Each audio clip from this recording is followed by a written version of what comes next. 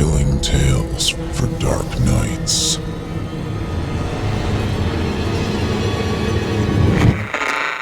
Want to make sure you never miss a Chilling Tales for Dark Nights video again? Be sure to subscribe and hit that bell to turn on notifications. The following program is a production of Chilling Entertainment and the creative team at Chilling Tales for Dark Nights, and a proud member of the Simply Scary Podcasts Network. Visit simplyscarypodcast.com to learn more about this and our other weekly storytelling programs. Thank you for listening, and enjoy the show.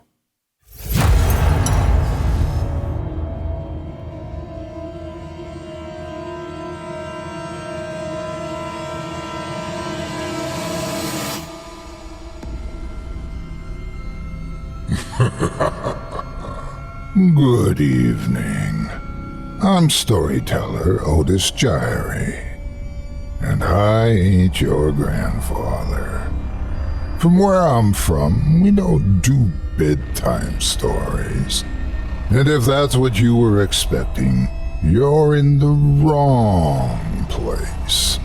If it's terrifying tales you're after, well then, I've got just the thing. Get comfortable, settle in, turn off the lights, if you dare. Your night is about to get a whole lot darker. Who needs sleep anyway?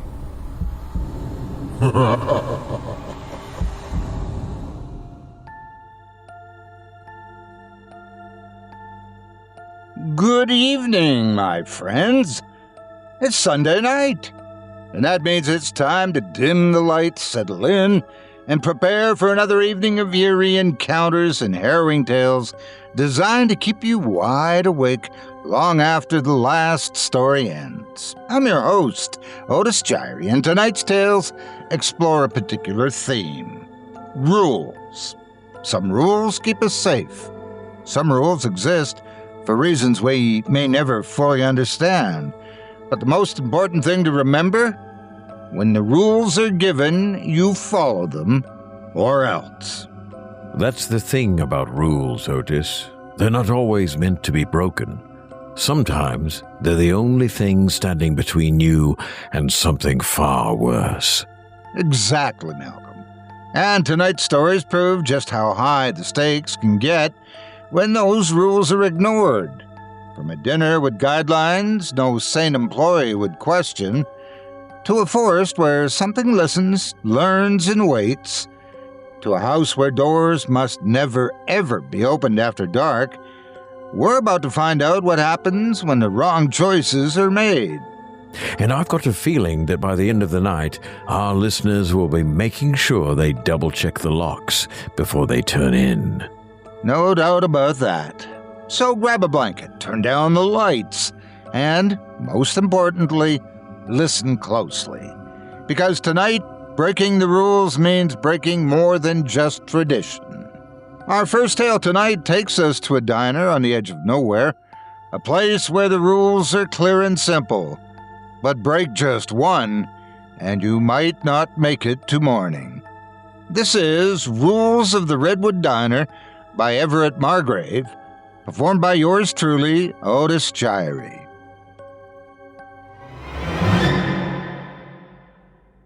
Part 1. It started with Nad. At the time, I wasn't in a position to question good fortune, and $35 an hour for an overnight shift at a 24-hour diner wasn't something a person in my situation ignored. I didn't stop to ask why a tiny diner on the edge of nowhere would offer that much to someone with no prior food service experience. I barely skimmed the details before clicking Apply Now. I got a call less than an hour later. The man on the other end introduced himself as Mr. Travolti. His voice was smooth and unhurried, the kind that carried an old-world patience that felt out of place in a business like this. He congratulated me and said he was impressed by my interest in the position and asked if I could come in for an interview that same evening. That alone should have tipped me off how eager he was. how little he cared about my qualifications. But I wasn't thinking about that. I was thinking about money. I got to the diner just before sundown. It was a squat, weathered building with an old neon sign that flickered Redwood, 24-hour eats. The paint on the walls was peeling in places, and the parking lot only had 2 cars in it, one of which I assumed belonged to Mr. Trivaldhi. I stepped inside, expecting the greasy warmth of frying oil and the chatter of late-night regulars. Instead, I found silence. The place was practically empty. A single customer sat in the farthest booth, hunched over a coffee cup, and an older waitress wiped the counter with slow mechanical strokes. The hum of a refrigeration unit filled the space between them. Then there was Mr. Trivaldhi. He stood behind the counter, tall and thin, his suit too crisp for someone running a diner in the middle of nowhere. He didn't greet me immediately. He just watched, his eyes dark and steady, like he was measuring something unseen. "You must be Alvin," he said finally. I nodded. He gestured to a booth near the front. "Let's talk." The interview wasn't much of an interview at all. Mr. Trivaldhi barely had any questions. He didn't care about my work history, my availability, or even if I could cook. Instead, he explained the duties: restocking, cleaning, handling the occasional customer, and stressed the importance of following the rules. "There are certain expectations for employees here, Mr. Coates," he said. "Some of our policies may seem unusual. You're about to follow them precisely. No exceptions." I waited for him to elaborate, but he didn't. Instead, he pulled out a sheet of paper, crisp and white against the diner's aged formica. "Read this," he instructed. "If you agree, sign at the bottom." The rules, the list of them, was short. 1. You must never, under any circumstances, let the man in the brown coat inside, no matter what he says. 2. If the jukebox plays a song on its own, stop whatever you're doing and listen until it ends. 3. If you see a woman in a yellow dress at table 5, bring her a glass of water. Do not make eye contact. 4. Do not enter the walk-in freezer between 2:17 a.m. and 2:34 a.m. If someone knocks, do not answer. 5. If the payphone rings, answer it immediately. Listen carefully. Follow the instructions exactly. 6. Customers will come in. Some will be real, some won't. If unsure, check their hands. Real customers have fingerprints. 7. You must clock out before sunrise. Staying past dawn means you belong to the diner. I read the list twice. Then I laughed. Trivaldhi didn't. "I don't find humor in safety regulations, Mr. Coates," he said, his voice even. I looked up. He wasn't joking. "This is serious? Would I waste your time if it weren't?" I searched his expression for some sign of a trick, some indication that this was part of a weird workplace hazing ritual. I found none. His eyes didn't waver, his lips remained still. "Okay," I said finally. "I'll follow the rules." Trivaldhi nodded, sliding a pen across the table. I hesitated. Something in my gut was telling me to walk away, that any place that needed rules like this wasn't a place a person should work. But I thought about my rent, my bills, my lack of options. I signed. Trivaldhi took the paper and stood. "You start tonight," he said. "Be here by 10:45. And with that, he left me alone at the booth, the laminated list of rules still sitting on the table. I stared at them a while longer, tracing each word. Then, with a deep breath, I folded the paper and stuffed it into my pocket. I didn't know it yet, but I'd just made the biggest mistake of my life. Part 2. The first thing I noticed when I came back that night was the lock. It was one of those heavy-duty deadbolts, the kind you'd expect on a warehouse door, not the front of a roadside diner. The windows were bolted too, thick steel bars fastened into the frame, cutting through the view of the parking lot like prison bars. Tivaldi was already inside, waiting behind the counter. He barely acknowledged me as I stepped in. He only checked his watch and nodded. The diner felt different at night. It wasn't just the emptiness. Places like these were meant to be full of voices, full of movement, full of the easy, predictable energy of people coming and going. Without that, the place felt off, too still. The old neon sign outside pulsed against the glass, washing the booths in the dull, flickering glow. The jukebox sat silent in the corner. The payphone hung next to it, the receiver heavy and black against the yellowed wall. "This is your workstation," Otis said, tapping the counter. "Customers will come in. Some will be regulars, some will be strangers. If you're ever unsure, check their hands." I nodded, trying to ignore the unease creeping up my spine. "Clock's on the wall." He gestured toward an old punch clock near the kitchen door. "I expect you to clock in and out. Don't forget that last part." I didn't need a reminder. The last rule on the list had made that part very clear. He moved toward the office, but before he left, he stopped. "One more thing," he said. "The rules. Keep them on you. Read them again." I pulled the folded sheet from my pocket, smoothing it against the counter. "I already read them." "Read them again," he repeated. Then he disappeared into the back. The first 2 hours were quiet. I spent most of that time cleaning, wiping down the counter, refilling the salt shakers, going over the booths one by one. It was easy work, almost laughably so. At one point, an old trucker came in, tall, grizzled, with a faded packer's cap pulled low over his eyes. He ordered black coffee and a grilled cheese, paid an exact change, and left without a word. For a moment, I thought that was it, that maybe this was just a normal diner after all. Then, at exactly 1:12 a.m., the jukebox started playing. It was an old song, something warbling and scratchy, like a voice caught in a radio transmission from 50 years ago. I was behind the counter when it started. The moment the first note hit the air, my whole body went rigid. Not from fear, but from something else. Compulsion. The rule came back to me immediately. If the jukebox plays a song on its own, stop whatever you're doing and listen until it ends. I set the coffee pot down, turned toward the jukebox, and listened. The song was slow and syrupy, a tune I didn't recognize, but the longer I listened, the more it felt like I should know it, like the melody had been burned somewhere deep in my memory, waiting to surface. I stood there, stock still, as the song wrapped around me. Then, as abruptly as it started, it cut out. Everything went still. I blinked. I was no longer behind the counter. I didn't even realize I'd moved until I saw my own reflection staring at me from the dark glass of the front door.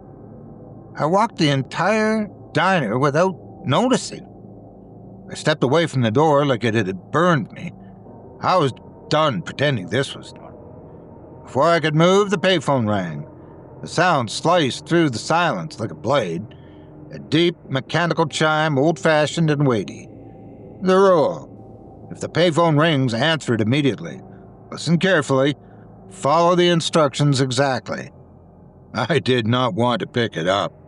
Everything in my body screamed at me not to. I hesitated, but then I thought of the jukebox, of how wrong it felt to move while it was playing, like stepping out of bounds in a game where I didn't know the rules. I grabbed the receiver, brought it to my ear, and listened. The voice on the other end was dry and cracked, like old leather stretched too thin. Turn the sign to closed. Now. I swallowed. What? Do it. Now. I moved before I could think. I turned the sign. Not even 3 seconds later, something pounded on the glass. I flinched back. At first, I thought it was a person. The silhouette outside was tall and broad-shouldered, and it stood right against the door. The neon glow didn't reach his face, but when he leaned in, I saw his hands. I knew. He had no fingerprints. I went cold. The figure knocked again, the glass rattling under the force of it. Then, in a voice too calm for someone locked outside at 2 a.m., he said, "Alvin, let me in." I backed away. The payphone was still in my hand. The receiver dead silent now. The figure knocked again. "Alvin, you can let me in, it's okay." My hand shook, and then, as if he could see my hesitation, he leaned in closer and said, "Don't you remember me?" Part 3. The thing outside waited. It stood just beyond the door, its head tilted slightly to the side, as if listening. I knew it wasn't human, not really. The rule had already told me that. Customers will come, some will be real, some will not. If unsure, check their hands. Real customers have fingerprints. I had checked. There weren't any. But it knew my name. "Don't you remember me?" it repeated. The voice was wrong. There was something off in the pitch, in the way it carried through the glass without distortion. I had to remind myself that it wasn't muffled, not the way it should have been. It didn't belong to the world outside. I took a step back. The thing pressed its hand flat against the glass. I couldn't tell if it was testing the surface or showing me what I already knew. There were no lines on its hands and no ridges, just a smooth, empty plane of skin where fingerprints should have been. I swallowed. It was smart, watching and studying my every move and all my reactions. I hadn't spoken, but it was guessing, throwing out phrases like bait, waiting for something to catch. "Alvin, it's okay." I didn't move. "It's cold out here, kid. Just let me in." Kid. The word scraped against something in my head that I hadn't let myself think about in years. A memory half buried, worn down at the edges. I knew someone who had called me that once. Not this thing. Not whatever was knocking at the glass. But it wasn't guessing anymore. It knew. The knock came again, sharper this time. I forced myself to take another step back, and another, then another. By the time I reached the counter, the thing at the door stopped knocking. It stood there a moment longer, its silhouette barely shifting in the neon glow, before it stepped back into the shadows. 1 second it was there, the next it wasn't. I didn't dare breathe until Mr. Travolta's voice cut through the silence. "Good," he said. I spun around. It just stood outside the doorway to the back office, arms crossed. It was the first time I'd seen him since the start of my shift, but somehow I knew he had been watching. "How long were you standing there?" I asked. "Long enough." He stepped into the main room, moving methodically. "You listened to the phone," he said, "and you followed the instructions. That was the right choice." I wiped my palms against my apron. They were cold, slick with sweat. What would have happened if I didn't? Mr. Travolta studied me. "You don't want to know." The rest of the shift was quiet, unnaturally so. There were no more customers, no more calls. Even the distant hum of the refrigerator seemed muted. I counted down the minutes, watched the old analog clock tick towards sunrise. When it finally reached 5:45 a.m., Mr. Travolta emerged from the back again, nodding toward the wall-mounted punch clock. "Time to go," he said. I didn't hesitate. I crossed the room, yanked my punch card from its slot, slammed it into the machine. The mechanical chunk of it, stamping my hours, sent a shiver down my spine. I don't know why. Maybe it was because it felt too final, like something closing around me, securing me in place. Mr. Travolta opened the door. The moment I stepped outside, everything felt different. The diner looked the same from the outside, but I knew better. Mr. Travolta locked the door behind me. When I turned back, he was still watching. I hesitated. "You were right," I said. About what? Tvaldi asked. The rules, I said.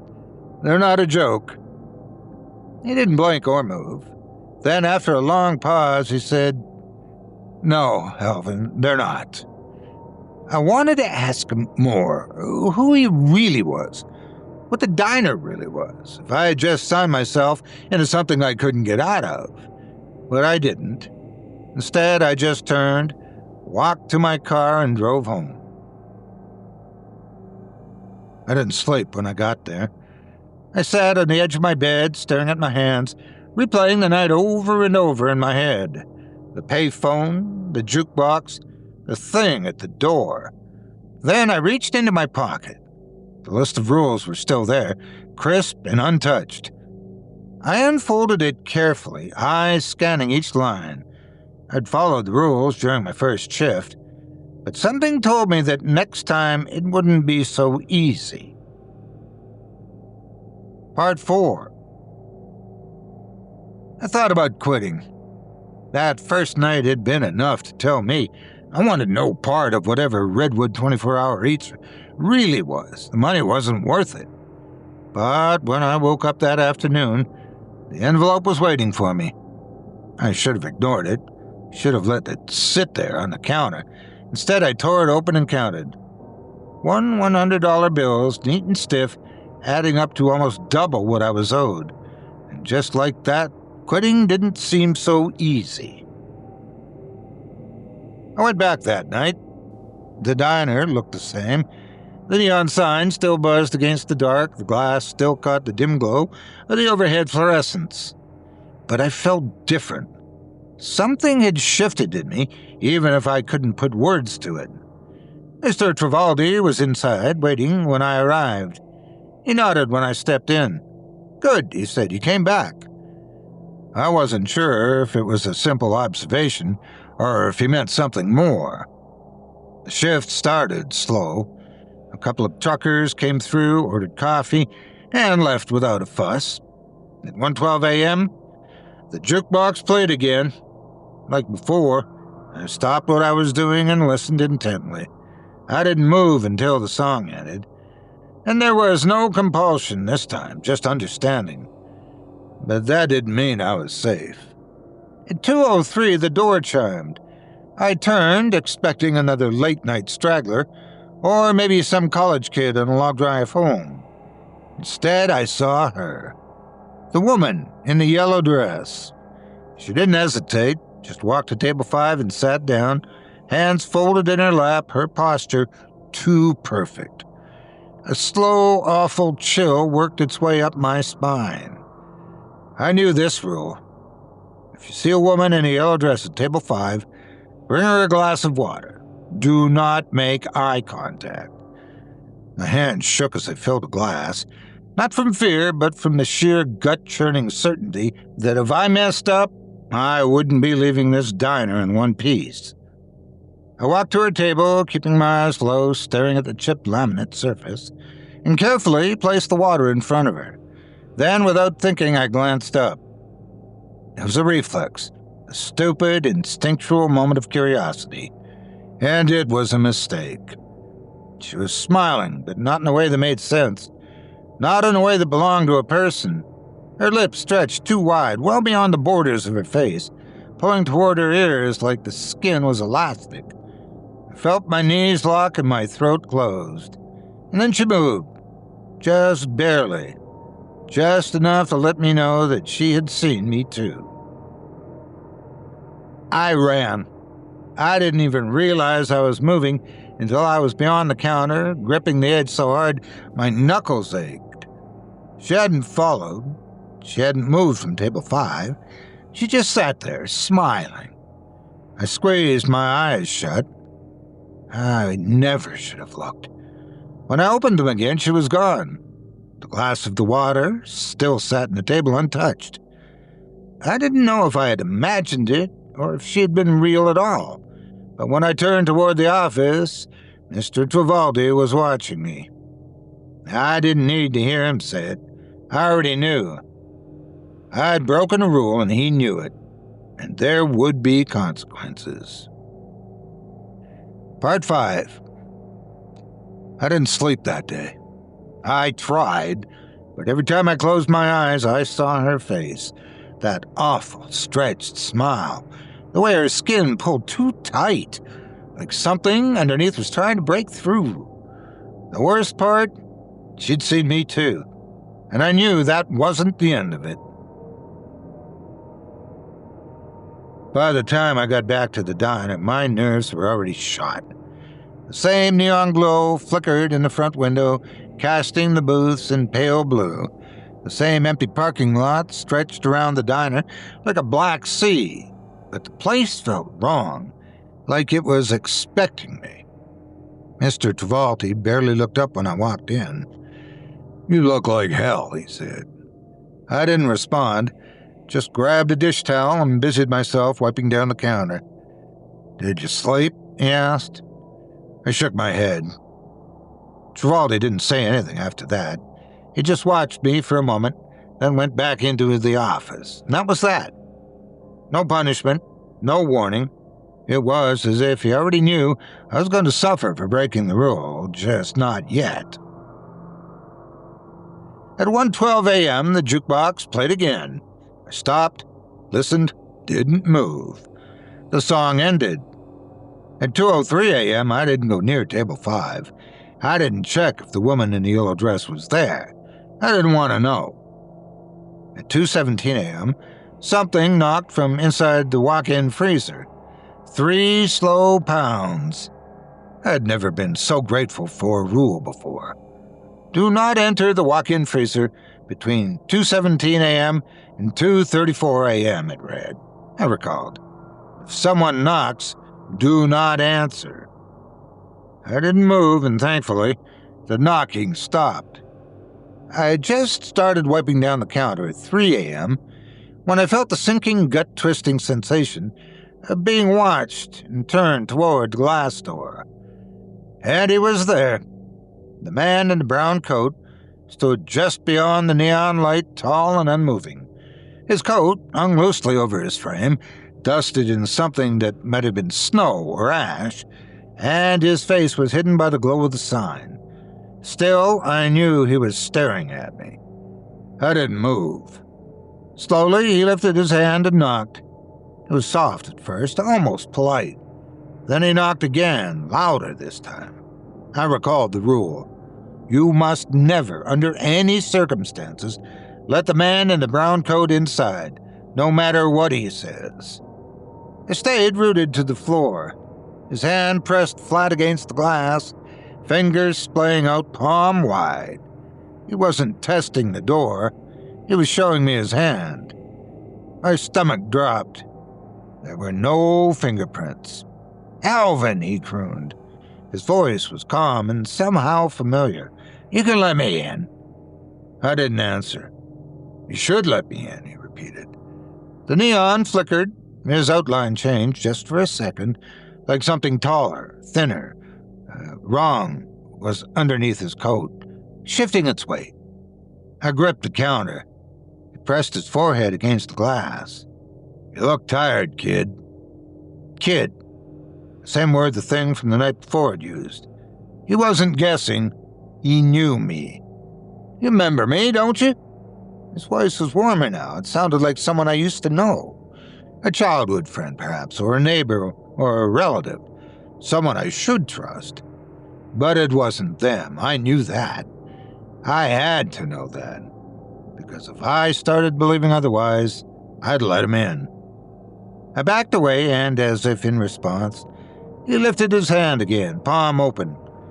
I watched as something dark slithered across his finger, almost like veins shifting beneath the skin, pulsing in time with the diner's flickering light. "You don't have to be scared, Alvin," he said. He paused a moment, then softly said, "I can help you." I turned, walked straight to the back office, and didn't look at him again. I half expected Travolta to stop me, to tell me I should be watching the door, that this was some kind of test. But he didn't. He just nodded. "You handled that well," he said. I sat down hard in the chair across from me. "What is he?" I asked. Travolta folded his hands on the desk. Something you don't want to understand. I stayed in the office for the next hour, staring at the wall, waiting for the neon hum to return to normal. When I finally went back out front, the man was gone. But the glass was warm where he had touched it, and I wasn't sure if he had ever really left. Part 6. I should have quit. I should have walked away that night and never looked back. But I didn't. Because when you spend enough time in a place like this, you start to believe the rules are enough to keep you safe. My next shift started like the others. Trivaldi locked the door at 11 p.m. sharp, gave me his usual nod, then retreated to the office. I went through the motions, restocked the sugar dispensers, wiped down the booths, poured coffee for a lone trucker who left without saying a word. Everything felt normal, but I knew better than to trust that feeling. At 1:12 a.m., the jukebox started up again, playing a slow whispering tune, like something crawling through an old radio. I stopped and listened. When the song ended, I wasn't where I'd been before. I was standing by the front door. I hadn't moved on my own. At 2:03 a.m., I avoided table 5. I didn't check to see if she was there. I didn't so much as breathe in that direction. But when I walked past to bust another table, I heard her glass slide across the surface. She wanted me to know she was watching, too. At 4 a.m., I turned to grab a coffee pot, and suddenly every booth was full. I hadn't been there a second ago. The people sitting there were wrong. Their clothes were out of date, some styles decades old, others older still. And they were too still, their hands resting on the tables, their eyes trained straight ahead. And their faces were perfectly symmetrical, like mirrors of each other. The rule came back to me immediately. Customers will come in. Some will be real, some will not. If unsure, check their hands. Real customers have fingerprints. I didn't have to check. I knew. I backed away from the counter. The figures didn't move. They just sat there watching. I swallowed hard. Then the payphone rang. I turned too slowly. By the time I reached the receiver, it had already rung once, twice, 3 times. The moment I lifted it, the entire diner went quiet. No humming appliances, no buzzing neon, just abject silence. I put the receiver to my ear. At first there was only static. Then a woman's voice came through the line, soft and smooth, but completely wrong. "Alvin, you shouldn't have looked." The line went dead. I shuddered and turned back toward the booths. The figures had changed. Their heads were turned toward me now, all of them. Their lips were all peeled back into identical smiles, too wide, too hungry. Then as one, they started to stand. I ran. I didn't think or look back. My feet barely touched tile before I slammed through the swinging door into the back.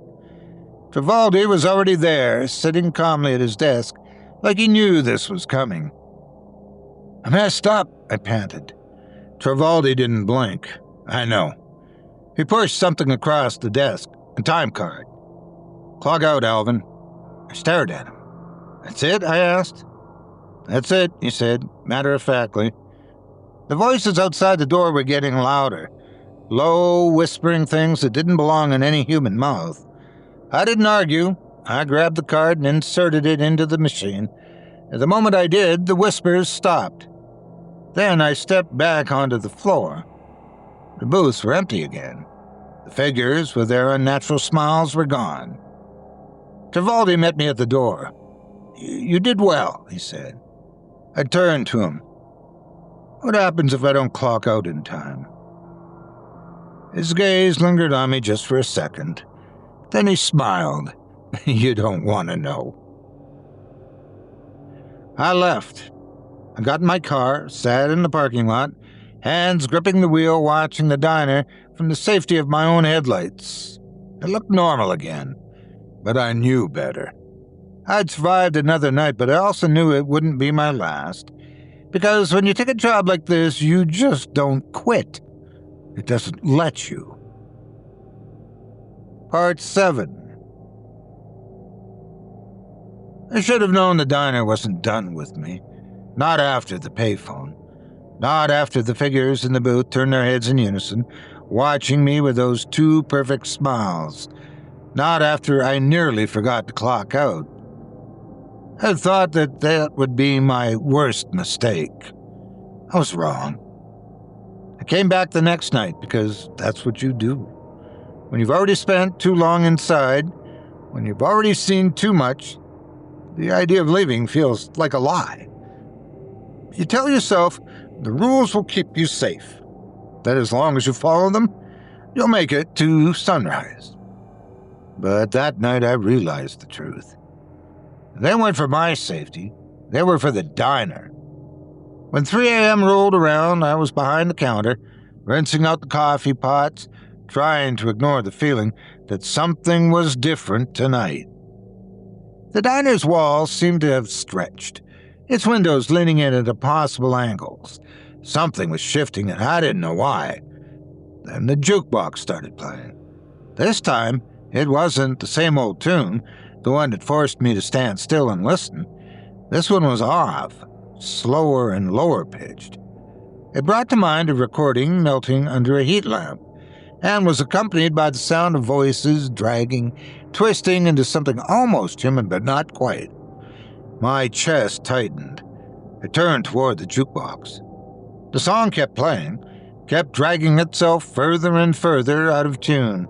And then, just like before, I wasn't standing behind the counter anymore. I was in the middle of the diner, my back to the booths. I didn't remember moving or stepping away from the counter, but I had. Something had pulled me forward, placed me right where it wanted me. The jukebox stopped, and then the payphone rang again. And that's when I heard a whisper from right behind me. "You don't belong here." I turned to find every booth full again. Their heads were turned toward me, and they weren't smiling this time. Behind them, near the farthest booth, something moved in the shadows, a shape taller than the others, shifting in the dim glow of the flickering neon. It wasn't the man in the brown coat. It was something worse. The payphone kept ringing. I lunged for it, knocking over a tray, my hand shaking so badly I nearly dropped the receiver.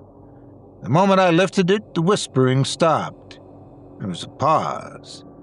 Then the static came through, and I heard a recognizable voice.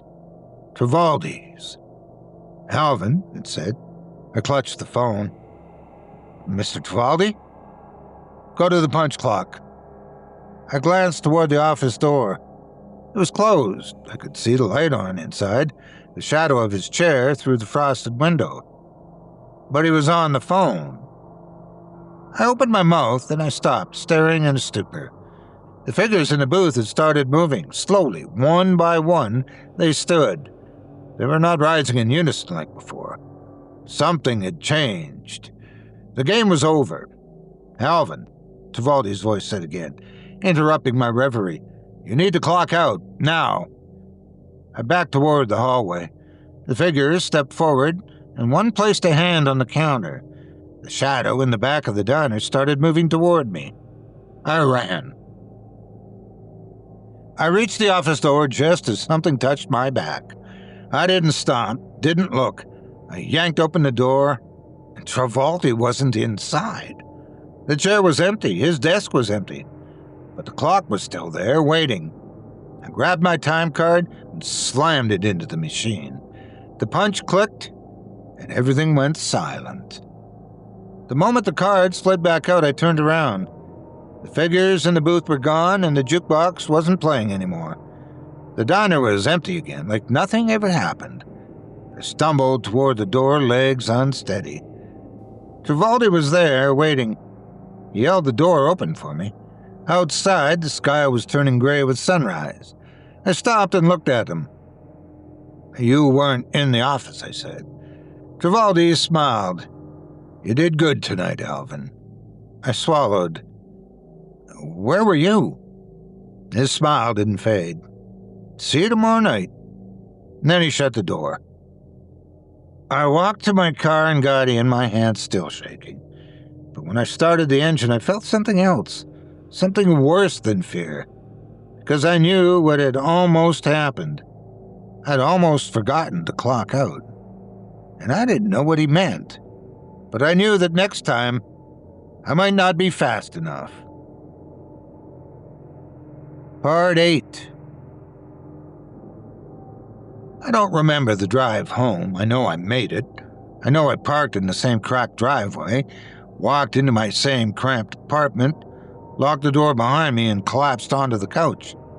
But I don't remember any of it, because my mind was still in that diner, because I had almost forgotten to clock out. And I had the sinking, gut-rotting feeling that if I hadn't punched that card in time, I wouldn't have left at all. I didn't sleep. I couldn't. Every time I shut my eyes, I saw the figures in the booth, the way their smiles faded when the rules stopped mattering. I saw the shadow in the back of the diner, it shape-shifting, stepping forward. I heard Travoldi's voice in the payphone, but I didn't know if it had really been him. That was what haunted me the most, because if it wasn't him, then who the hell had been giving me orders? I sat there until the sun came up, until the logical, thinking part of my brain forced its way to the surface. I needed answers, and I wasn't going to find them by sitting in my apartment. So I made a decision. I was going to go back to the diner. I arrived just after 11 a.m. The place looked different in daylight. The neon wasn't buzzing, the glass wasn't reflective. It looked ordinary. I almost believed it, but then I saw the lock on the door. The same heavy-duty deadbolt Mr. Travoldi turned whenever he locked up. I'd never thought about it before. Now, in the daylight, something about it felt wrong. I realized then that it wasn't just keeping people out when it was in use. It was keeping something in. I tried the door, and to my surprise, it opened easily. There was no resistance, no supernatural force trying to keep me away. It was just a normal door leading into a place that was anything but. Inside was exactly how I left it. The same booths and counter, the same jukebox sitting silent in the corner, but something was missing. Travoldi. I looked toward the office door. There was no light on inside, no frosted window casting a shadow of his chair. Just an empty room waiting for nightfall. I moved behind the counter. I checked the kitchen, then the freezer, taking care not to step inside. I found nothing. Travoldi wasn't around. And that's when I noticed the time cards. They were sitting on the counter by the punch clock, stacked in a neat, orderly pile. I picked one up, then another, and another. Each one had a name. Each one was stamped in, showing the start of his shift. But none of them were clocked out. Dozens of names. No clockouts, no endings. I flipped through them, looking for something, though I wasn't sure what. Then I found it. My own card, Alvin Coates. The last 2 shifts were stamped in, and both clocked out. I was the only one. I was the only name in the entire stack with a completed shift. The only one who had ever left. A sharp knock sounded behind me. I jumped and turned. And there he was. Mr. Travoldi. He was standing in the doorway watching me. "You shouldn't be here, Alvin," he said. His voice was calm and unbothered, as if nothing about this was strange, like he hadn't been missing all morning. I held up the stack of time cards. What the hell is this? His gaze didn't move. Records. Of people who never clocked out? Travoldi sighed. His shoulders relaxed, like I had just asked a question he'd been expecting. "You were supposed to leave it alone," he said. I gritted my teeth. Tell me what's going on.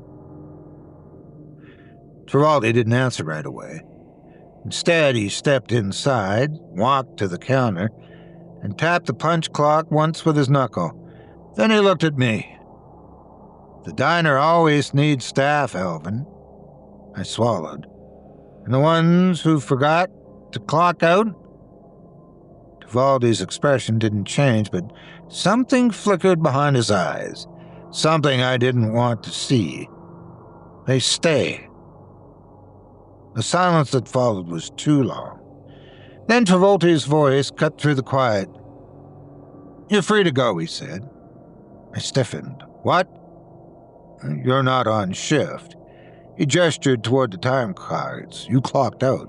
You always do. That means you're not bound to this place." He met my eyes, but that can change. I don't remember leaving or how I got home after my shifts. One second I was standing there staring at Travolta. The next I was in my car with the diner behind me, the time card still sitting on the counter, waiting for the next time. That was the last time I stepped inside Redwood 24-hour eats. I never went back. Not to quit, not to pick up my last paycheck, not to ask any more questions, because if I knew I went back one more time, I wouldn't leave. Because the diner always needs staff. And one day, it'll find someone who doesn't follow the rules or who forgets to clock out. And they'll join the long list of those that never made it home.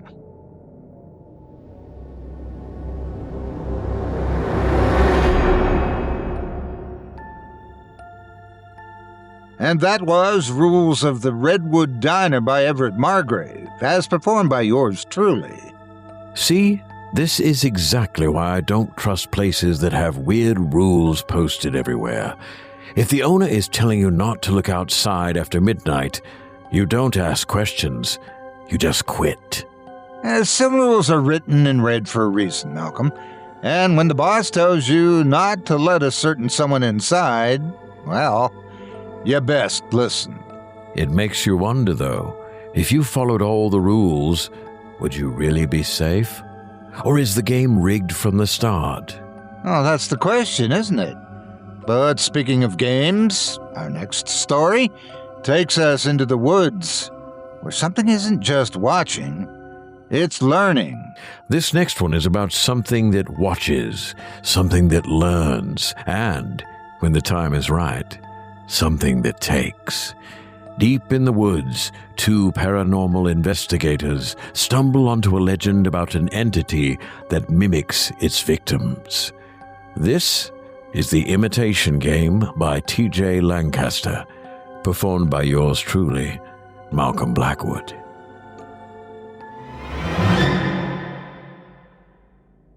Part 1.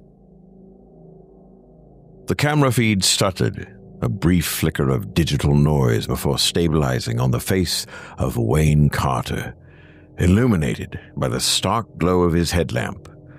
He adjusted the angle, flashing an amused grin at the audience. "All right, folks," he said, voice carrying through the quiet forest. "We're about 4 miles into Blackwood National Forest, and Wes is already convinced we're being watched." The camera shifted to Wesley Hanlon, his face half-lit, casting deep shadows across the sharp lines of his features. He let out a dramatic sigh and leaned closer to the lens. "I don't think we're being watched," Wes corrected, voice laced with mock severity. "I know we are." The live chat at the bottom of the screen filled with scrolling text.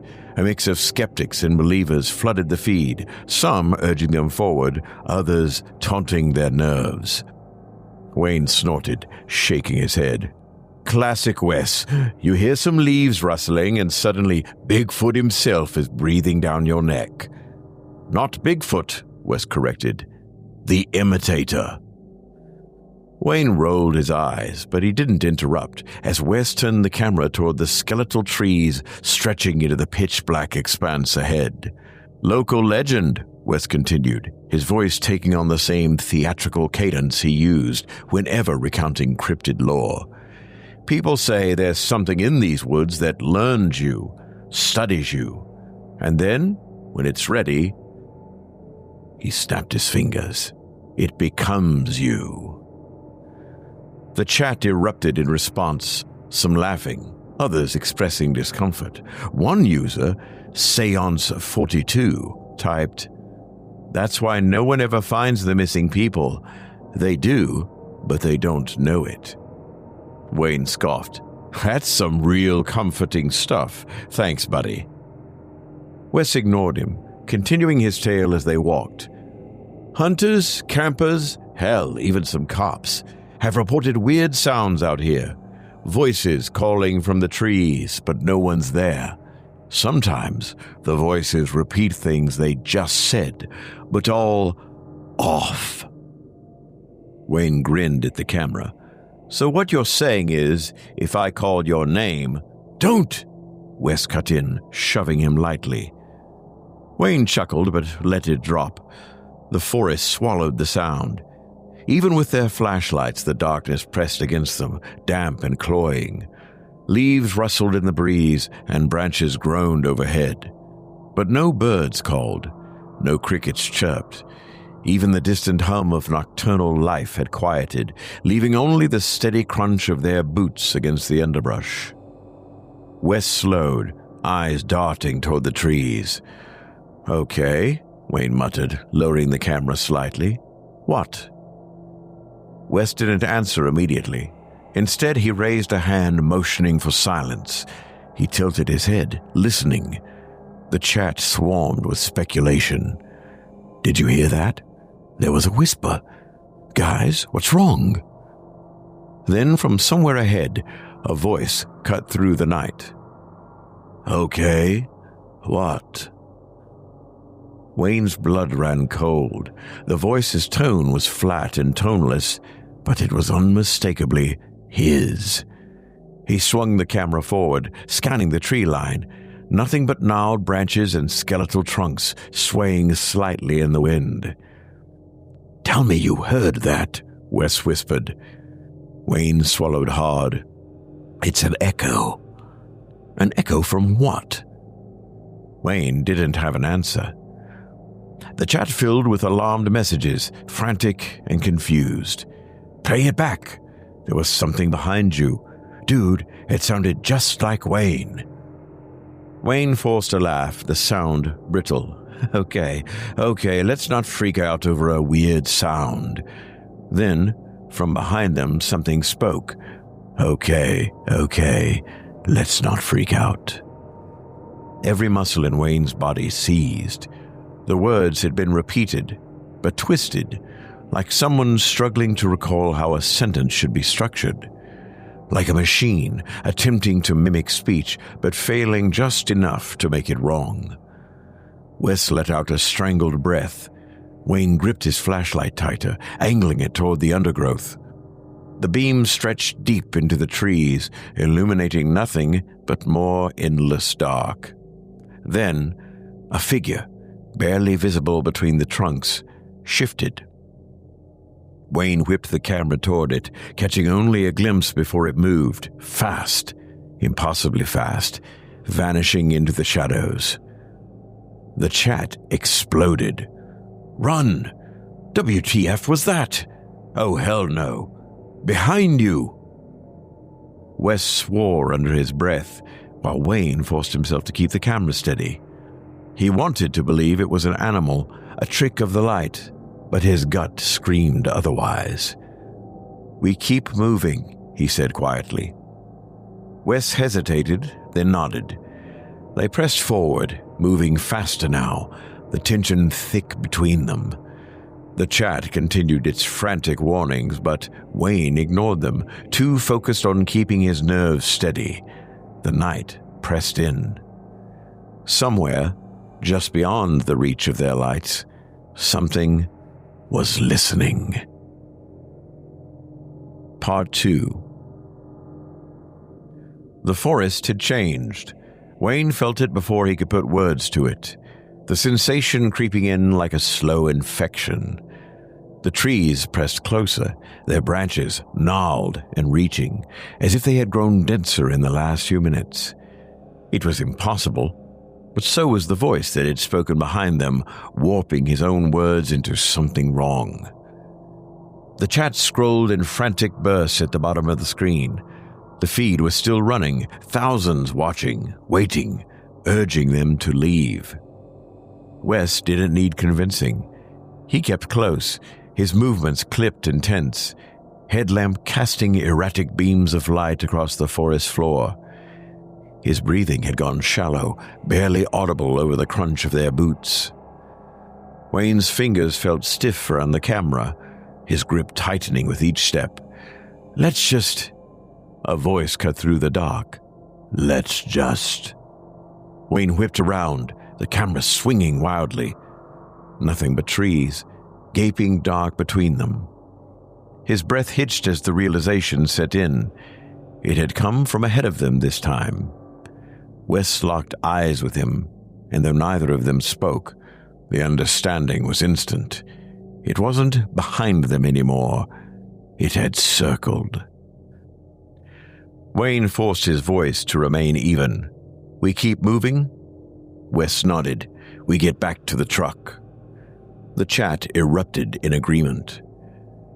Wayne adjusted the camera strap over his shoulder and picked up the pace, his pulse hammering beneath his ribs. They had made it out of worse. The human mind played tricks in the dark. How many times had they gone hunting for ghosts, cryptids, urban legends, only to walk away with nothing but eerie stories and high engagement rates? This had to be what this was, except it wasn't. The sensation of being watched had sharpened, a needle-like pressure against the back of his neck. No matter where he turned, it felt like something had already moved, just out of sight. Then they heard a whisper coming from the left, curling through the trees like mist. "Wayne." His steps faltered. It had spoken his name. He turned sharply, the camera catching only the trembling leaves where something had just been. The sound of movement rippled ahead of them, a low rustling, the barest scrape of something brushing tree bark. Not quite footsteps, but close. Wayne caught up to Wes, speaking low. "I don't care what kind of viral gold this is. We end the stream when we hit the clearing. No argument here." They moved quickly, the path twisting in unfamiliar ways. The trail should have been straightforward, but every turn seemed wrong. Had they come from that direction? No. Hadn't that tree been on the left before? The chat had turned into full-blown panic. "Where are you? The trees moved. Go back, go back. Wayne, WTF, check your 6. The static came first, a low crackling hum rising over the ambient noise of the forest. Wayne glanced down at the equipment, adjusting the mic. The sound didn't stop. It grew. His stomach turned. That wasn't coming from the gear. It was coming from somewhere else. Then came the sound of laughter, a dry, broken sound that took a second for Wayne to register. It was thin and warped, but there was no doubt about it.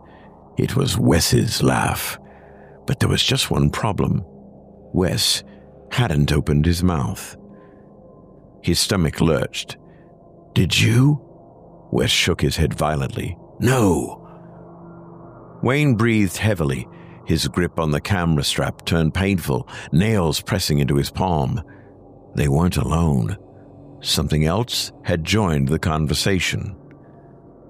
The laughter tapered off, melting into the static in the wind, into something that hadn't been there before. And then it spoke. "Did you?" Wayne's voice. He staggered back a step, the ground suddenly unsteady beneath his feet. The camera slipped in his hands, the lens shaking as he swung it toward the sound. A figure stood between the trees, vaguely humanoid, the light catching it in brief flashes. Its arms were slightly too long, its fingers moving in strange, hesitant jerks. its face, obscured by shadow, tilted curiously, observing them. Wayne could see the outline of a mouth, a suggestion of lips curling in an unnatural, half-formed grin. It took a step forward. No, that wasn't right. It hadn't taken a step. Not exactly. It had skipped like the frames in a lagging video, its movement fractured into something wrong. "Move," Wes whispered. Wayne couldn't. He knew better. Knew that if something wasn't right, if something felt wrong in the woods, that you didn't stare, engage, or try to understand it. And yet, he was frozen. The figure twitched again. It glitched again, closer still, and then it spoke. "Move." The voice was the same. His voice. Wes grabbed his arm, yanking him back so hard his shoulder wrenched. The moment shattered, Wayne stumbling as Wes pulled him into a full sprint. The camera swung wildly, catching nothing but streaks of black and gold as they ran. The chat was chaos. Message blurred, thousands of people screaming through text, all of them reduced to meaningless symbols. Wayne's breath heaved. He forced himself forward, his brain catching up to his body in disjointed bursts. His shoulder ached where Wes had grabbed him. His legs burned. He had lost his bearings entirely. The only thing keeping him moving was the sound, the laughter, following them. Wayne glanced back, the camera bouncing in his grip, blurring everything into streaks of color and motion. But for a second, a single, shattering second, he saw it again. The figure standing still among the trees, and beside it, there was another. Wes. No, not Wes. Something imitating Wes. The camera jerked as Wayne ran harder, muscles protesting. They burst through the underbrush, hitting open ground. The clearing. The truck had to be close. The chat still scrolled. The stream was still live. He had to... The camera slipped from his hands. The world tilted as it tumbled, the feed capturing a final, dizzying blur. And then it landed, upside down, screen flickering. The last thing the audience saw was Wayne and Wes, silhouettes against the distant headlights, before the screen cut to black. The chat went dead. The live stream terminated. Part 3. The bodies were found 3 days later. A pair of hikers stumbled across them near a firebreak, 1.5 miles from the main road. They called it in immediately, voices unsteady as they described what they had seen. 2 men slumped against separate trees, eyes wide open, limbs awkwardly arranged as though they had been posed. Their heads rested at unnatural angles. Detective Paul Riggins arrived at the scene just after dawn, the rising sun barely cutting through the heavy mist, curling low across the ground. He had worked enough missing persons cases in the area to recognize the inevitability of grim discoveries, but this one felt different. The men hadn't just collapsed there. They had been placed, positioned. Their expressions were not contorted in pain, but frozen in a dull, absent stare. No obvious injuries, no blood, just the wrongness of their stillness. Riggins crouched beside the nearest body, studying the way the arms were folded across the chest, fingers half curled, like a marionette left to rest mid-motion. He didn't like the way the head sat on the shoulders, tilted too far, the skin at the throat stretched tight. A fracture, maybe? A snapped spine? The second man, positioned across from him, propped against another tree, was in the same condition. The exact same position. Riggins exhaled sharply through his nose. Jesus. A uniformed officer, young and visibly unsettled, hovered nearby. No signs of a struggle, no drag marks. He hesitated. It's like they just sat down and died. Riggins didn't respond right away. He shifted his focus to the ground, looking for any hint of what had brought them here. Bootprints led up to the trees, matching the victim's shoes, but there were no signs of pursuit, no blood, no broken branches indicating a desperate escape. The young officer cleared his throat. You know who they are? Riggins nodded, standing. Yeah, I know. It had been impossible to miss. The case had already spread beyond their jurisdiction, even before the bodies turned up. Wayne Carter and Wesley Hanlon, cryptid hunters, social media personalities, paranormal thrill seekers, had gone missing after broadcasting a live stream from these very woods. Their last known moments had played out in real time to an audience of thousands. And now they were dead. Riggins had watched the footage himself. It had been difficult to follow. Shaky camera work, panicked movements, the night swallowing most of the details. But the audio had been worse than the visuals. The moment when the voices started repeating, the distorted mimicry creeping into the dialogue like a parasite, left an impression that Riggins hadn't been able to shake. The stream had ended in chaos, with the camera tumbling and the feed cutting out. That had been the last trace of them. Until now. A forensic tech approached, lowering her camera. No immediate cause of death, she said, her voice tight. No external trauma aside from the way their heads are positioned. We'll have to confirm back at the lab, but... She hesitated, glancing at the bodies before looking back at Riggins. It doesn't look like they fought back. Riggins met her gaze. Meaning? Meaning if someone or something did this, they didn't resist. He frowned. That doesn't make sense. She shook her head. No, it doesn't. The crime scene was documented and the bodies transported, but the unease remained. As the team packed up, Riggins stood at the edge of the tree line, staring at the spot where they had been found. Something gnawed at him, an unanswered question buried in the quiet. The victims had been discovered near a firebreak, a clearing, the last place they had been seen running toward in the live stream. But there was a problem. Their truck was still there, and they hadn't been anywhere near it. Holly Tran sat at her desk, fingers poised above the keyboard, staring at the live stream archive without pressing play. She had already watched it once. That had been enough. Wayne and Wes had been her friends. She had been moderating their streams for nearly 2 years, filtering through chat, banning trolls, and keeping things organized. She had never believed in the cryptid nonsense they chased, but that had never mattered. The show had been fun, a game, until now.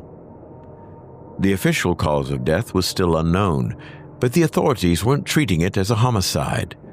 No defensive wounds, no clear injuries beyond the unnatural tilt of their necks. Holly had studied every moment of the footage, analyzing the timestamps and reading the chat logs. The viewers had seen something, a figure in the trees, something shifting at the edges of the frame.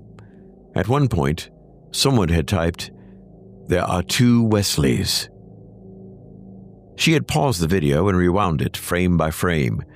It had taken her 3 attempts before she saw it. It occupied a fraction of a second, a glitch in the movement. Wayne had turned toward Wes, only Wes had already been standing next to him. The second Wes hadn't been there a moment before. Holly's stomach twisted as she replayed the moment again, her mind rejecting the impossible.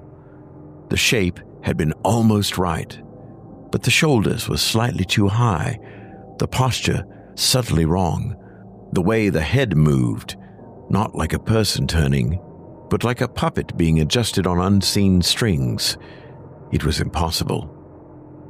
But Wayne and Wes were dead, and their bodies had been arranged like dolls. The thought made her feel sick, The chat logs were still open. She scrolled through the final minutes, reading the frantic reactions. "Get out! Did you see that? Bro, WTF, 2 Wesleys." And then the final comment before the feed cut. "The other one isn't leaving." Holly closed the window, pushing away from the desk. She needed air. She wasn't superstitious. She didn't believe in ghosts or demons or whatever the hell people thought they had seen in that live stream. But she believed in something being wrong. The footage hadn't been altered. There were no signs of tampering. And the worst part? Wayne had seen it too. She could tell, now that she was looking for it.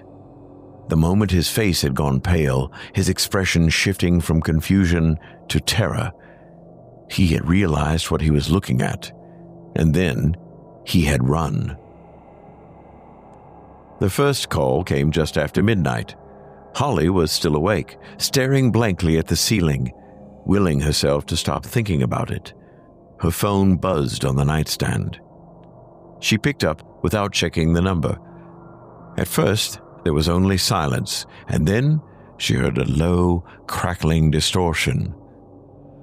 Her grip tightened. "Who is this?"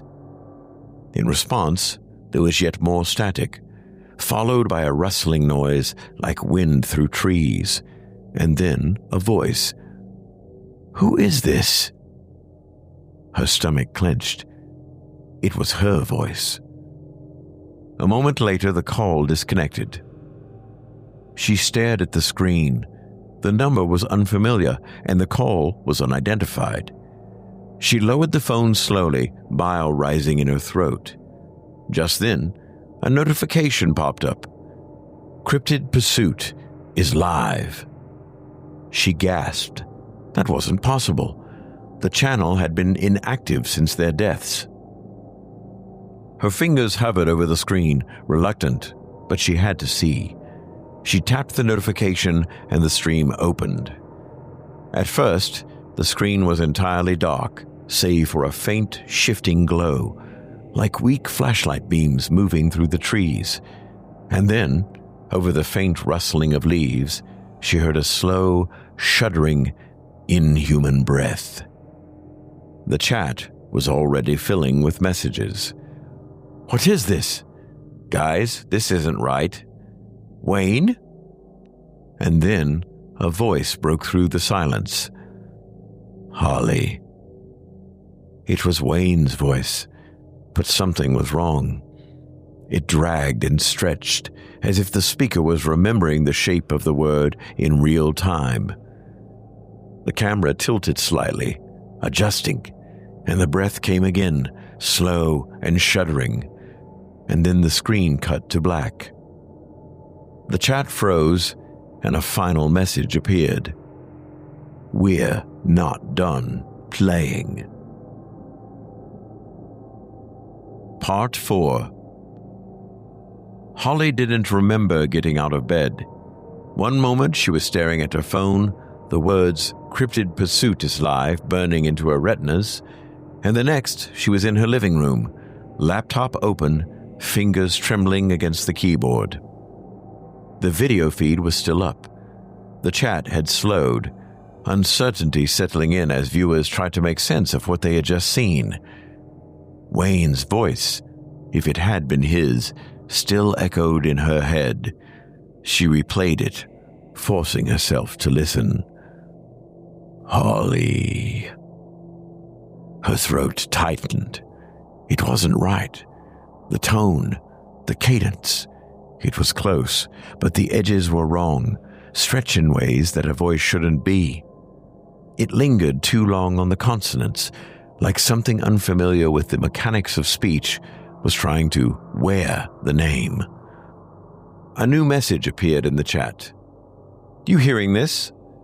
More followed. "That wasn't Wayne. Who's running the account?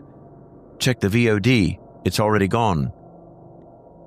Holly switched to the archive tab, but the live stream wasn't there. It hadn't been saved. Her stomach twisted. This wasn't how the platform worked. Even if the account owner deleted a video, there was usually a delay. But this had vanished instantly, as though it had never been uploaded at all. Another message scrolled by, standing out from the rest. Rewind. She frowned. Rewind? She clicked back to the live feed. The screen was black. There was no audio, but the timestamp, it was still running. The stream was still on. Holly hesitated, then dragged the playback bar backward. The darkness gave way to grainy movement. Her breath caught. The camera had shifted. It no longer pointed at the empty trees. Instead, it had turned, angled slightly upward, aimed toward a break in the branches. Through the gaps, the night sky was barely visible, the stars obscured by drifting mist. For a moment, nothing happened, and then the lighting changed. The shadows deepened and stretched, distorting into unfamiliar shapes. The chat exploded. Did that just move? Rewind. Look at the tree on the left. Something standing there. Holly's fingers went numb. She squinted at the frame, forcing her eyes to focus. The movement had been subtle, but it was there. Something had stepped into view. She rewound a few seconds, watching again. At first, the trees were empty. Then, in a single, unnatural motion, a shape appeared, seemingly out of thin air. It stood at the edge of the frame, barely distinguishable from the darkness, its form human, but wrong. The proportions were just slightly off. Its limbs were held too stiff, and its head was tilted too far, with the suggestion of a mouth set in an expression that didn't belong. The longer Holly stared, the more certain she became. It was facing the camera. It knew they were watching it. Another whisper rose from the speakers. "Hello."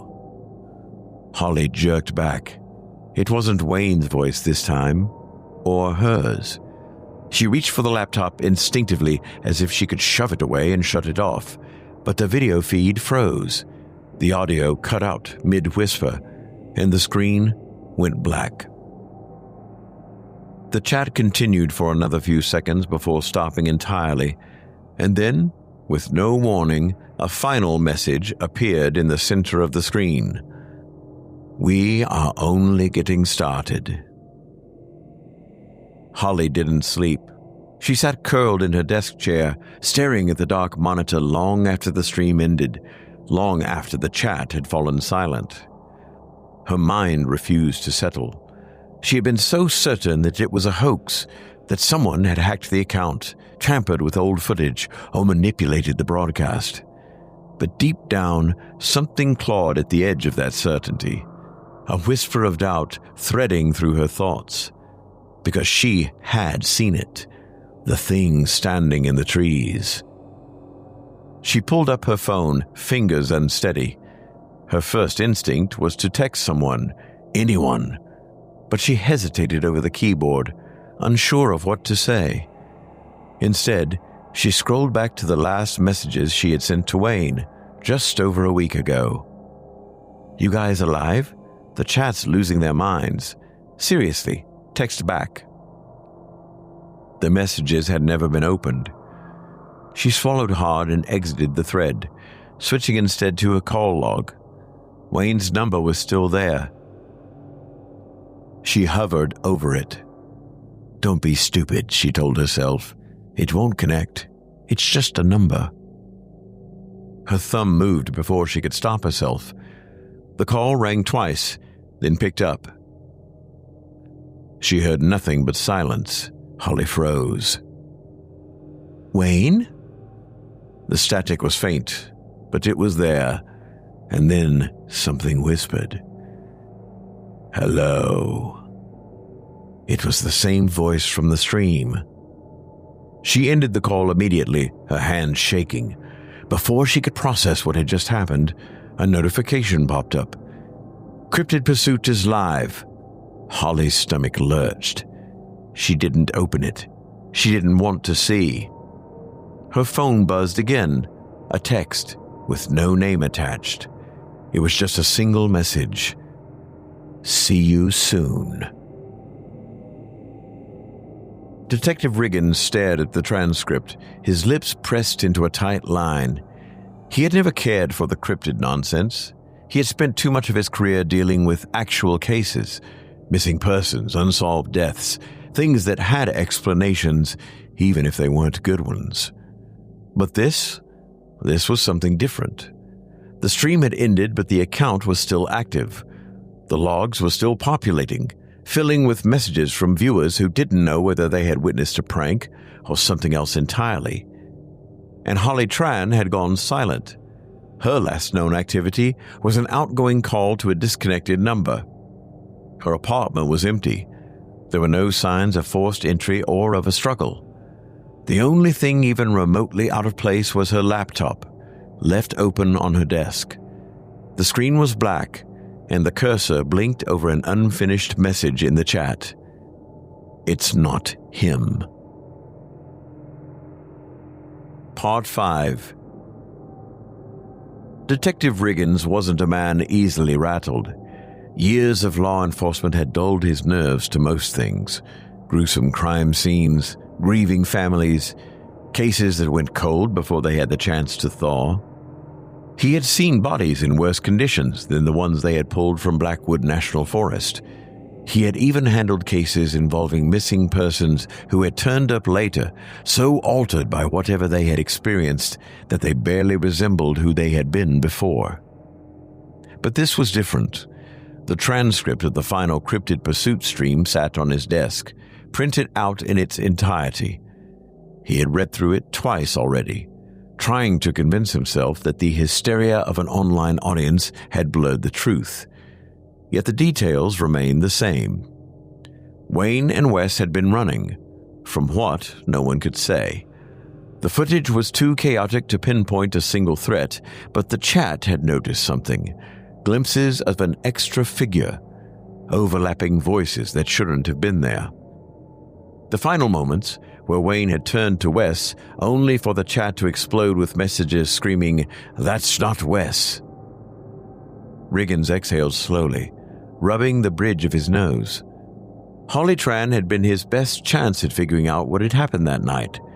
She had known Wayne and Wes better than anyone. She had spent years moderating their content, keeping things organized. If there had been a hoax, she would have been the one to uncover it. But now, she was missing. Her apartment had shown no signs of forced entry. Her phone was still there, resting neatly on her nightstand. No calls had been placed from it in the past 12 hours, at least none that made sense. Except for one, a call placed to a disconnected number, Wayne Carter's number. Riggins stared at the record, then back at the transcript. Something didn't fit. He leaned back in his chair, letting the pieces rearrange themselves in his mind. Wayne and Wes had fled something in the forest. They had been terrified, their voices raw with panic. But their bodies had been found sitting against trees, their heads tilted and their limbs arranged. There were no signs of a struggle and no defensive wounds. Riggins had been a cop for over 2 decades. He knew what it looked like when someone was posed after death. Wayne and Wes hadn't been posed. They had sat down. The internet had already moved on. At least, that was how it looked on the surface. A few channels had covered the story, YouTubers speculating about the imitator, debating whether the deaths were a hoax or something darker. Some claimed the whole thing had been an elaborate stunt, while others swore they had seen something in the trees. Holly wasn't sure why she kept scrolling through the comments. She wasn't even sure why she was still awake. She had packed a bag an hour ago, turned her phone off, shut her laptop, and convinced herself that she would leave town before morning. But she hadn't left.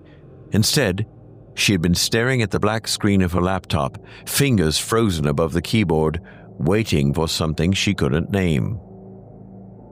She hadn't told anyone what had happened. Not about the call, not about the voice. Not about how, after the cryptid pursuit account went live again, she had started noticing things in her apartment. A delay in her reflection when she passed a mirror. A half-heard whisper when she closed her eyes for too long. She had tried to ignore it, but she'd failed. Now, sitting in the dark, she felt the weight of something unseen pressing against her skin, like a static charge building in the air before a storm. Her fingers moved without thinking. She opened the chat logs again and scrolled to the last message she had typed. It's not him. She didn't remember typing it. She had never hit send, and yet there it was, frozen on the screen. She swallowed hard, and the screen flickered.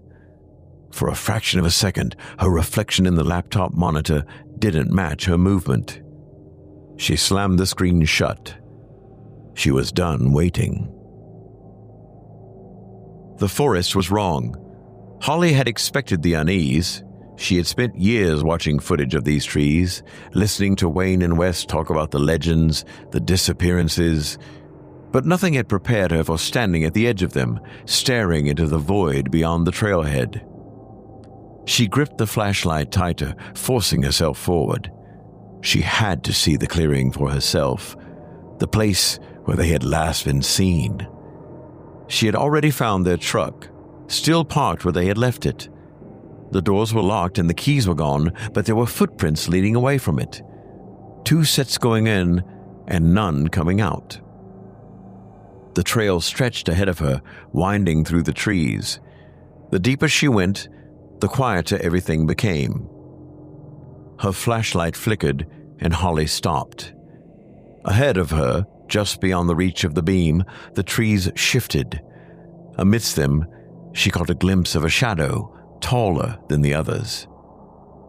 She forced herself to take a step closer. The light wavered again, and for a moment, she could have sworn she saw a half-formed face, just barely visible, like a blurred reflection on the water. "Holly," a voice said, interrupting the silence. She turned and ran. Her own name followed her, repeated in broken whispers, voices overlapping in a chorus of mimicry. She pushed herself forward, legs burning, branches clawing at her arms. The trail twisted in directions she didn't recognize, the path warping beneath her feet. Then she spotted a light, a break in the trees. She stumbled into the clearing, chest heaving, and stopped. There, at the center, stood 2 trees, and against them there were 2 figures, Wayne and Wes. Holly's breath escaped her in a strangled gasp. They were sitting just as they had been found, but their eyes weren't open, and their heads weren't tilted. They weren't dead. They were waiting. Wayne moved first, his hands uncurling slowly. Then Wes's head lifted and his mouth opened. Together, they repeated, "We're not done playing." Part 6.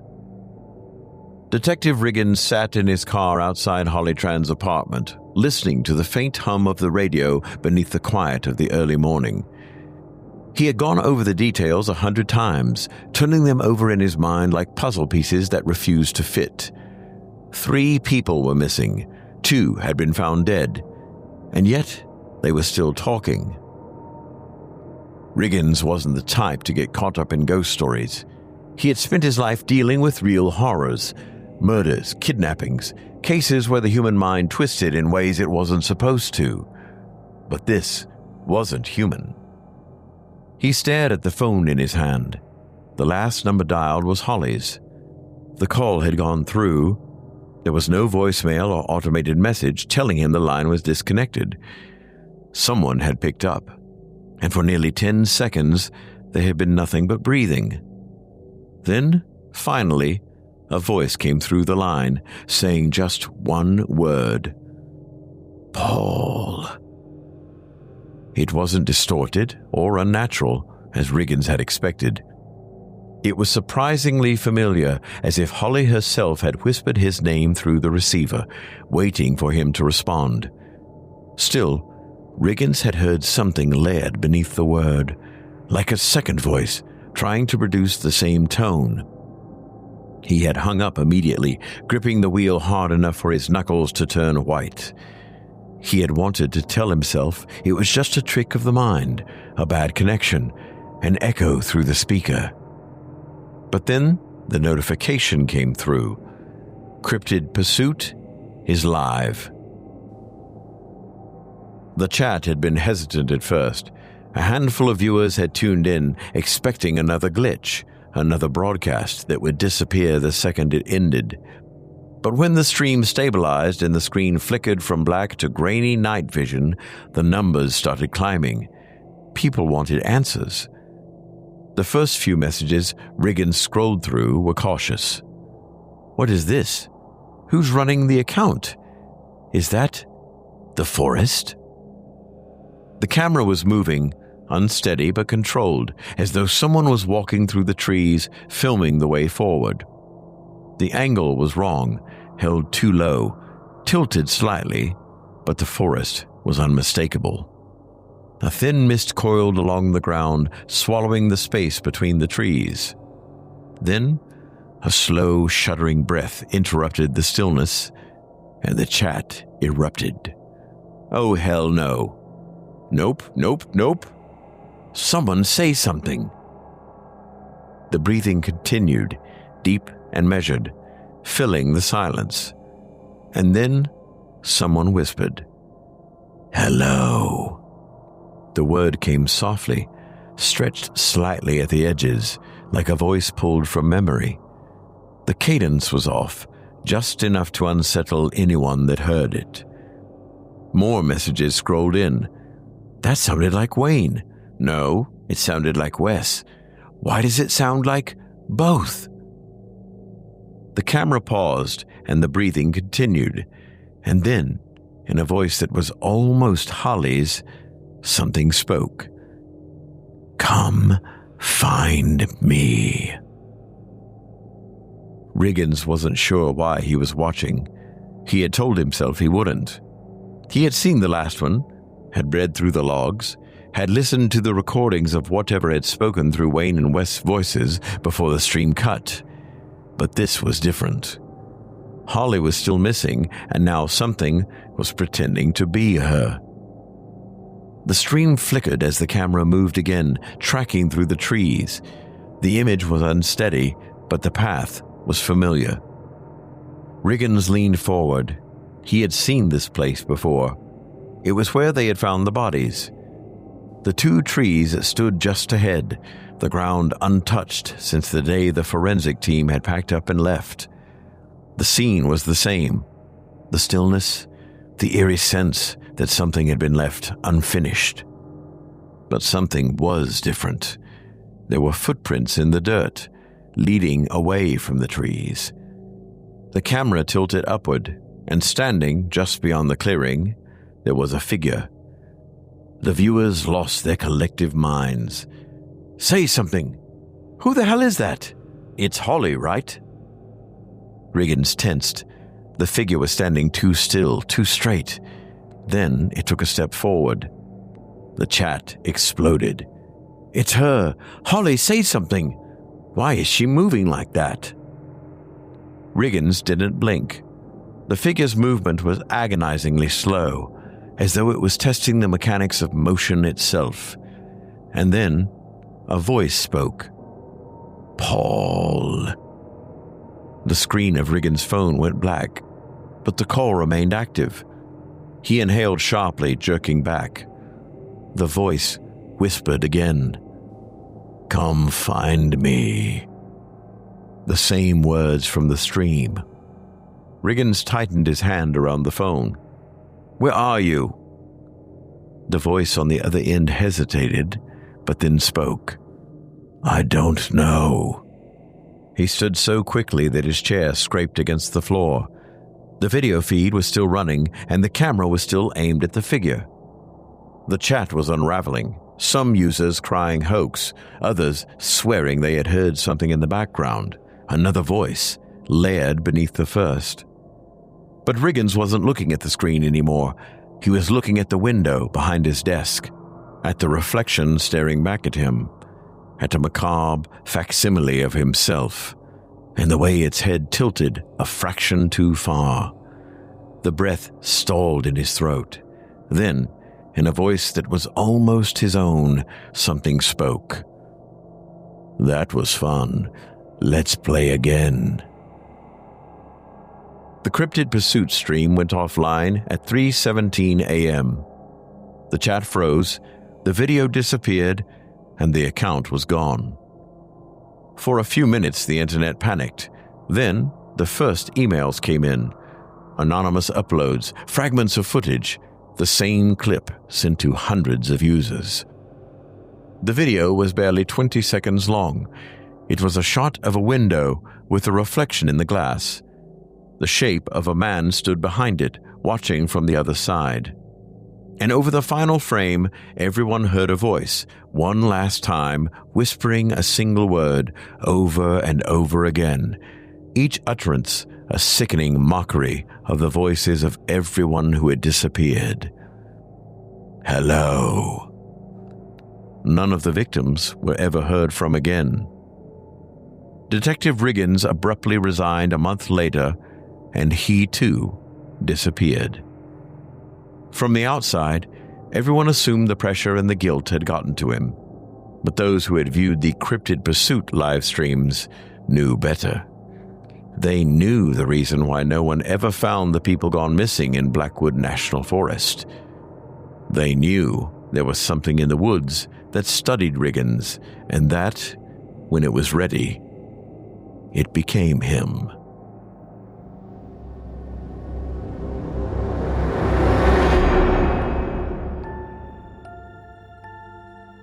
And that was The Imitation Game by T.J. Lancaster, performed by yours truly. You know, Malcolm, I've heard of urban legends about things that mimic human voices. But this thing, it wasn't just repeating sounds, it was studying them. Exactly.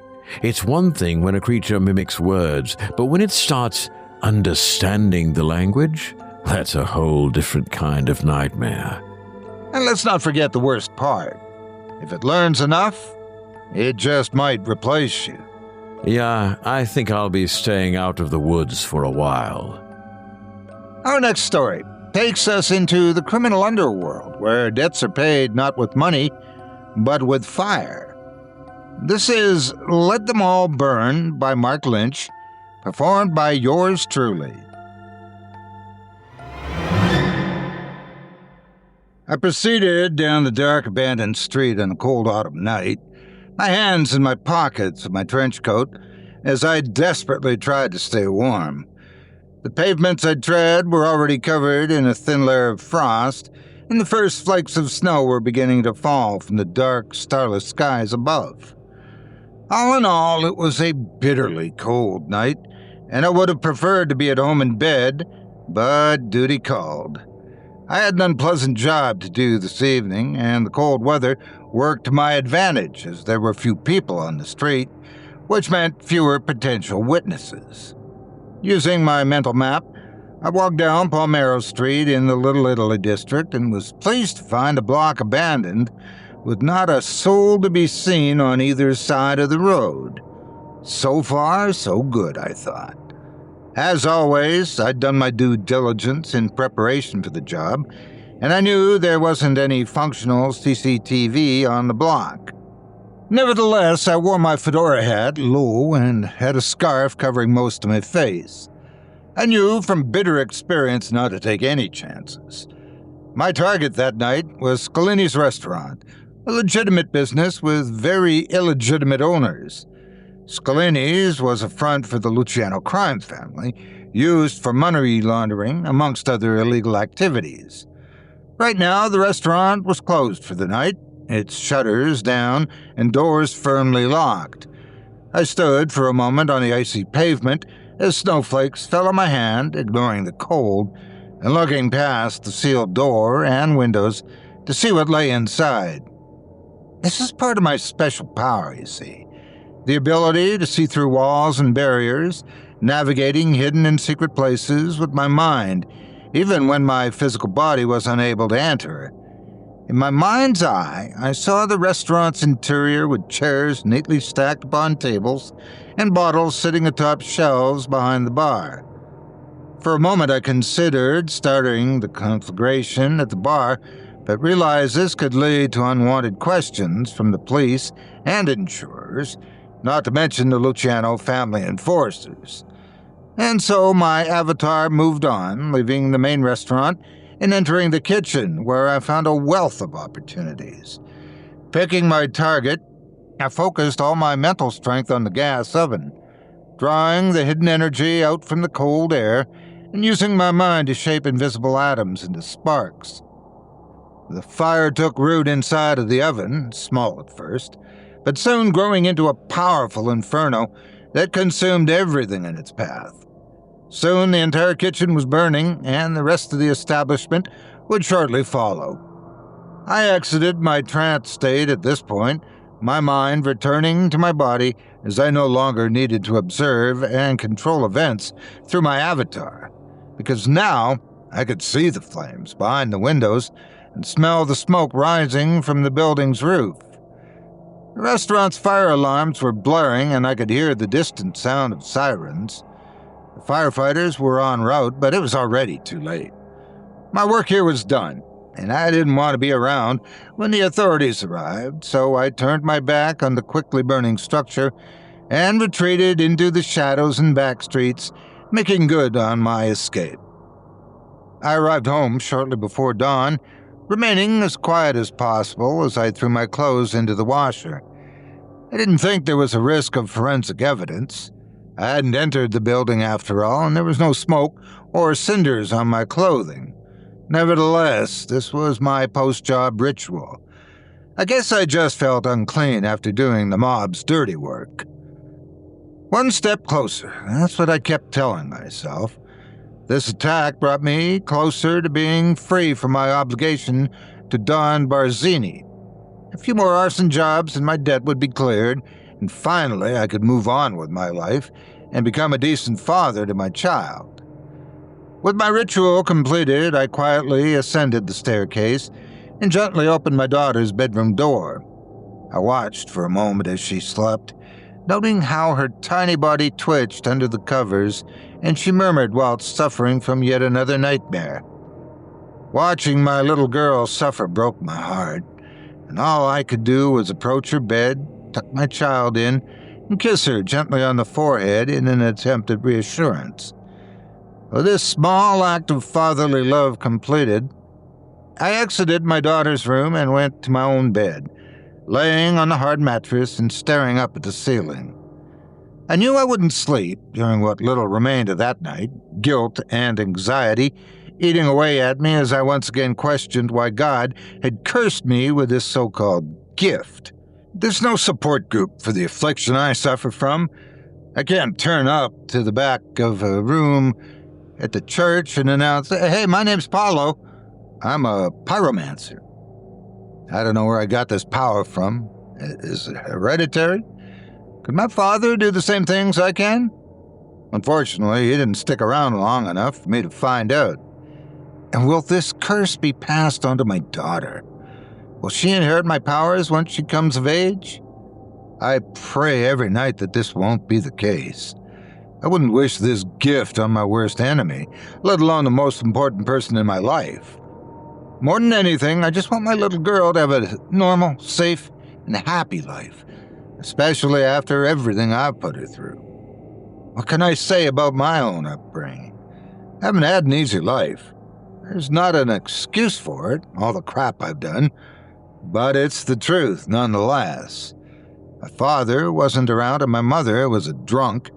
She had a series of abusive boyfriends, and I was a troubled kid who had taken a lot of beatings. Oddly, I can't remember the first time I created fire using nothing but the power of my mind. I know it started shortly after puberty and was initially closely linked to my emotions. When I felt angry or sad, I burned things, taking small comfort from the flames. I had no real control over my powers back then, and the reckless fires I started burned fiercely, destroying property and sometimes causing severe injuries. It was only later that I honed my skills, controlling both my emotions and the fires, as my attacks became more targeted. I eventually realized I didn't even need to be in the same room or building to unleash a fiery inferno. I could leave my body in the moment, becoming an avatar who could move through walls and conjure flames from thin air. I'd like to say that I always used my powers for good, but sadly that wasn't the case. I was a troubled kid in desperate need of money and sold my powers to the highest bidder, which eventually brought me into contact with the criminal underworld. So many arson attacks followed, too many to remember. In time, they all merged into one horrendous inferno in my memory. I became sickened by the violence and turned to alcohol and drugs, realizing that my powers were dulled whilst I was intoxicated. It was around this time that I fathered a child, but I wasn't there for her and her mother in the early years. My life spiraled out of control and ultimately ended up in prison. This was a turning point for me. I got clean and kept my powers in check, becoming a new man by the time I got released. In a sad twist of fate, my ex-girlfriend died suddenly, and I was forced to become a full-time parent to my daughter, a girl of 10 who lived her short life without knowing a father. It wasn't easy taking her in, but this was the best thing that ever happened to me. I wanted so badly to be a good father and law-abiding citizen. But sadly, I couldn't escape from my past.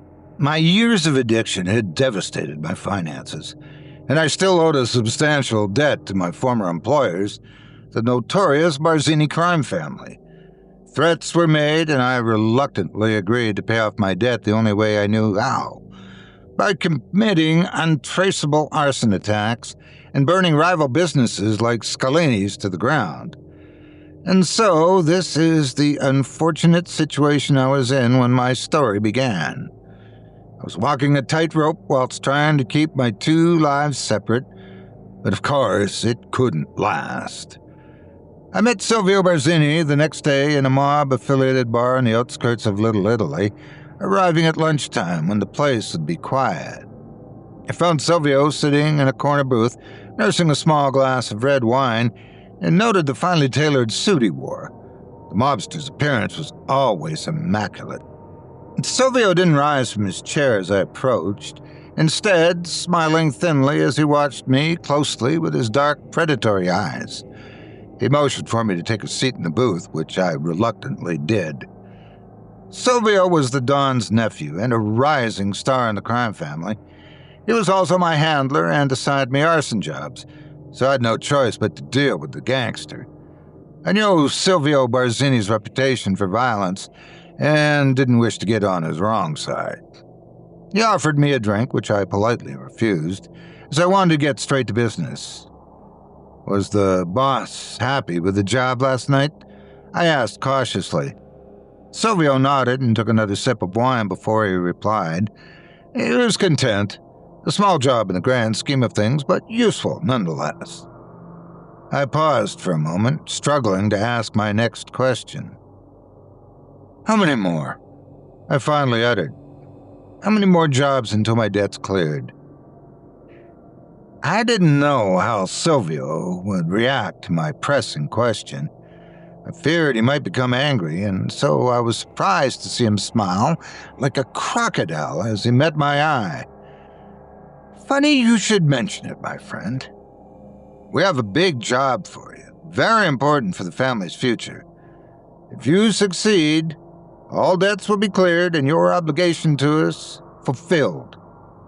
However, if you fail, there will be serious consequences. I couldn't hardly believe what I was hearing and struggled to comprehend what I'd been told. One big job and I would be free. But Silvio had also delivered a thinly veiled threat, and so I realized the stakes were high. Nevertheless, the prospect of my debt being fully cleared was just too enticing, and so I took the bait. "Okay, what do you need me to do?" I asked. Silvio's menacing grin didn't falter as he carefully reached into his jacket pocket and removed a small folded sheet of paper. A former associate of ours has unwisely decided to cooperate with the federal government, he explained in a hushed tone. His traitor is in protective custody, but we've discovered his location. He slid the paper across the table towards me. Glancing down, I saw an address written on it. Needless to say, this rat must not be allowed to testify. We are trusting you with this important task, Paolo. Don't let us down. I felt a cold chill creeping up my spine as I looked into the mobster's cool, soulless eyes. The implication was clear. The Barzini family was asking me to carry out a murder, the only crime I'd never previously committed. I burned down buildings, torched cars, and put people in the hospital, but I'd never killed anyone before. This wasn't a line I wished to cross, but what choice did I have? Silvio had made it clear that failure wasn't an option, and this one last act of violence would finally permit my daughter and me to live in peace. So, to my internal shame, I pocketed the address and meekly nodded my head, agreeing to kill a man in exchange for my freedom. What can I say about my final job for the Barzinis? I spent several sleepless nights going over it in my head, desperately trying to find some way out of this heinous task. But in the end, I could think of no alternative. And so I made my way to the address scribbled on that piece of paper. The safe house was outside of the city and located at the end of a long and lonely rural road. I parked about a mile away from the house and completed the last leg of my journey on foot. It was a cold night for a walk, but I didn't want to pull up in my car and alert the target. The informant was holed up in a literal cabin in the woods, and I was able to hide behind the darkened trees and observe the goings-on inside.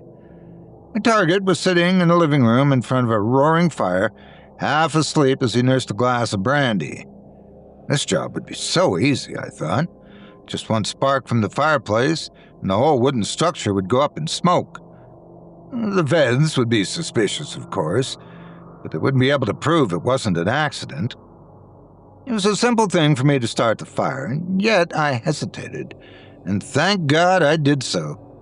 Because a moment later, a second figure entered the living room. A young girl with long flowing hair that jumped onto her father's lap, waking him from his semi-slumber.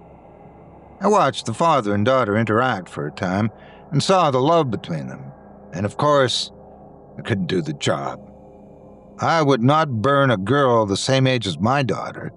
There was just no way. And so I abandoned my mission of murder and let the family have peace, retreating through the forest and returning to my car. I knew there would be repercussions for my failure to complete the job, but I didn't expect them to be so sudden and so violent. I was driving my daughter to school the next morning.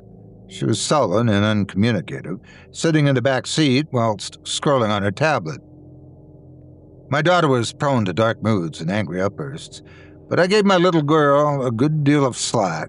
She'd been through so much, after all, having lost her mother at such a young age. It was my job to protect her, but my chaotic lifestyle was inadvertently putting her at risk. I was still thinking of what to do as we made our morning commute. Maybe I could still make good with the Barzinis. I could tell Silvio that I couldn't do the hit, but would continue to work for the family, carrying out small arson tasks until my debt was paid off. It might work, but this seemed unlikely, given the warning I'd already received. I reckoned we'd have to run. I would need to take my daughter and get the hell out of Dodge. In fact, I considered putting my foot down on the accelerator and driving straight out of town, but events interceded. We stopped at a red light, and I didn't notice the dark Cadillac pulling up beside me. Not until it was too late. It all happened so fast. I spotted the dark-tinted window lowering and caught a glimpse of the gunman in the back seat. My instincts burst into action as I shouted a warning to my daughter and dove into the back seat to protect her. Simultaneously, the gunman opened fire, unleashing a stream of deadly bullets that tore through my car, shattering the windows and penetrating the interior. I heard my girl scream of terror over the thunderous din of gunfire as I grabbed hold of her tiny body. The attack ended as quickly as it began, as the black car sped off through the lights, leaving a scene of devastation behind them. Pulling myself up, I soon realized I hadn't been shot. But my daughter wasn't so lucky. To my horror, I looked down and saw my girl's wide eyes full of terror and pain. A bullet had torn into her right shoulder and she was bleeding heavily. I fought hard to control my panic as I applied pressure on the wound, reassuring my daughter as I screamed at a passerby to call an ambulance. 2 days later, I was back in the streets, back in my old stomping grounds in Little Italy. My little girl had survived the shooting, but only just. The surgeons had removed the bullet from her shoulder and she was in recovery. Her condition was serious but stable. If the bullet had struck an inch to the left, she'd be dead. I should have been with her in the hospital, but instead, I had one last job to do. The fear I had about my daughter's condition was soon replaced by raging anger, unlike anything I'd previously experienced. I knew she would never be safe as long as the Barzinis lived, and I wanted revenge on the bastard who'd done this to her. And so, I found myself standing on the pavement opposite the members' club that served as the Barzinis' headquarters, trying to funnel my seething anger into a targeted attack upon my enemies. I used the full extent of my powers, leaving my physical body as my avatar passed through the walls of the building and secretly observed the scene inside. I counted 7 men in the back room of the clubhouse, including Don Barzini, a gray-haired, overweight boss of the crime family who sat sipping red wine whilst taking counsel from his men. Silvio was there, of course, speaking in hushed tones to his Don about the family's nefarious business. 2 other men sat around the table, well-dressed mobsters, who I believe were capos, in the Barzini organization. Meanwhile, 3 younger men in tracksuits sat at a separate table on the far side of the room, drinking beers and playing cards. I guess they were associates or bodyguards. Didn't matter to me, however. All the men in the clubhouse were gangsters and fair game in my eyes. I put all doubt to the back of my mind, focusing all my attention and power on a single point in the room, as I was determined to unleash the deadliest and most destructive fire I'd ever created. The fire started at the associates' side table, their cards suddenly bursting into flames as the astonished trio jumped up from their chairs and cried out in dismay. It took a moment for the Don and his captains to recognize the imminent threat. By the time they did, it was already too late, as the flames spread so quickly. I took a grim satisfaction as I watched the gangsters fight for their lives, struggling to escape the growing inferno, but instead being consumed one by one. I particularly enjoyed seeing Silvio betray his beloved Don, refusing to help the old man as he clambered over him in a desperate attempt to save his own skin. As it happened, Silvio made it further than any of the others, escaping the back room and even making his way out into the street, even though the flames had consumed his body. The doomed man screamed in agony as he burst through the door, and I no longer needed my avatar to see the bastard, as he was standing and burning on the street opposite me. I'm glad I was the last face Silvio saw before his demise, because he knew I was the one who'd killed him. The gangster cried out as he tried to reach for his gun, but his body was burned beyond repair, and he collapsed down the pavement as bystanders screamed and sirens blared in the distance. I smiled grimly, taking one last look at the raging inferno and charred bodies before I calmly fled from the scene. It didn't take long for the doubts to enter my head as I drove from the scene of the crime, still seeing the rising smoke and flashing lights in my rearview mirror. Honestly, I didn't regret killing those men in such a horrific manner. I thought I'd find it more difficult to take 7 human lives, but I could have killed 700 or even 7,000 if it meant protecting my only child, and besides, those bastards had it coming. Still, I knew this wouldn't be the end of it. I wasn't worried about the cops. Even if they did link me to the crime, there would be no forensic evidence. The mob was another matter, however. Don Barzini and his top lieutenants were dead, but there were many other soldiers in the family who would surely seek revenge. And then there was the commission. The other families might be happy to see Barzini gone, but they couldn't let such a brazen attack upon their organization slide. I knew I would never be safe from this day onward, but what should I do? I fully intended to spend every hour and day at the hospital until my girl recovered, and then we'd run. The two of us would start up somewhere under an assumed identity. Maybe it would work out, but maybe I'd always be looking over my shoulder. I felt sick with worry as I walked down the corridor of the hospital and entered my daughter's room, seeing her asleep in the bed. Her shoulder wound bandaged and an IV drip hooked into her arm. It broke my heart to see her like this, and I was so distracted that I almost missed the mysterious figure sitting in the corner of the room. "She was awake earlier," announced the intruder. "Still weak, of course, but the girl's strong and resilient. I believe she's well on the way to recovery." I turned defensively to face the newcomer, seeing a smart and handsome-dressed man in black, polo neck, that shot me a charming smile and met my gaze with sharp, focused eyes. I was understandably on edge and viewed the stranger as a threat, snarling at him as I narrowed my eyes. "Who the hell are you?" I demanded. The intruder shot me a disarming smile as he slowly rose from his seat and held out his hand in an apparent show of friendship. "Oh, forgive me, Pablo," he said. "I apologize for the direct approach, but I just had to meet with you. My name's Mandrake, and I have a proposition for you, one which I think you'll be very interested to hear." I clenched my teeth and refused to shake his hand. Something about this guy wasn't right, and I remained highly suspicious. Honestly, my first instinct was to unleash violence, but this Mandrake character had me in a difficult position. I couldn't summon the flames in this small hospital room without putting my daughter at risk. Besides, Mandrake could easily draw a weapon and take me out before I could use my special power. Whoever this guy was, he was smart and held all the cards. "Are you one of Barzini's men?" I asked defensively. Mandrake let out a dry chuckle, shaking his head dismissively before responding. "Good Lord, no. I'm no gangster, Paulo.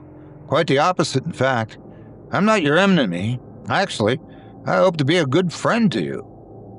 He paused, motioning to the second chair at the opposite side of the room. "Please, Paulo, please take a seat so we can talk." I didn't like the situation, but couldn't see that I had any choice, so I grabbed the chair and sat down opposite to him. "What is it you want from me?" I asked suspiciously. Mandrake's friendly smile didn't falter as he explained his intentions. "Well, Paulo, I know you and understand your situation. I also know what you did today, and I fully support your actions. Frankly, you've done our city a great service by eliminating the leadership of the Barzini crime family. You have a great power in your hands, Paulo. In the past, you've used these special skills for the benefit of criminals and gangsters. But no more, my new friend. I want you to work for me." I scoffed in contempt before replying. "So you want me to burn people for your gang? To condemn more innocents to suffer and die?" Mandrake's grin faded ever so slightly as he spoke in a harsher tone. "I told you, Paulo, I'm not a gangster. In fact, I head up an organization of remarkable individuals like yourself who are fighting to end the reign of crime and terror that's plagued this city for too long. I believe you'll make a fine addition to our association." I shook my head, intrigued but not convinced. "No, I can't do this anymore, I replied. I just want to keep my daughter safe. Mandrake nodded his head in apparent understanding, glancing over at my little girl sleeping soundly in her bed. I get it, Mandrake responded. You're a loving and devoted father, and that much is obvious. The Barzini crew deserved to die for what they did to her. But what about the other soldiers, the other families? As powerful as you are, Apollo, you and your daughter will never be safe from mob retaliation. But my organization can offer you both full protection. All I ask in return is loyalty. Now, my friend, what do you say? The charming vigilante held out his hand once again. I stared at his outstretched hand for a long moment, thinking over his proposal. I wanted to walk away from all this chaos and violence, but I already knew it wasn't so simple. The mob was a threat I could not face alone, and a partnership with Mandrake might be the only way to keep my little girl safe. I glanced over at my sleeping daughter again, seeing how vulnerable she looked in that hospital bed, and feeling an intense guilt over how I'd let her down. And then I turned back toward Mandrake, accepting his hand of friendship and shaking firmly. The wide grin returned to Mandrake's face as his eyes lit up. Good man, he said enthusiastically. Now, let's put you to work. And so, that's how I joined the Supernatural Vigilante Association, an underground paramilitary organization of special individuals using our powers to punish the criminals, predators, and corruptors who stalk our city streets. Now I burn down buildings and incinerate wicked people for Mandrake. Does this make me one of the good guys? Honestly, I don't know anymore. But I'm no longer afraid of the mob. The only man I fear is Mandrake. Still, I must do his bidding to keep my little girl safe.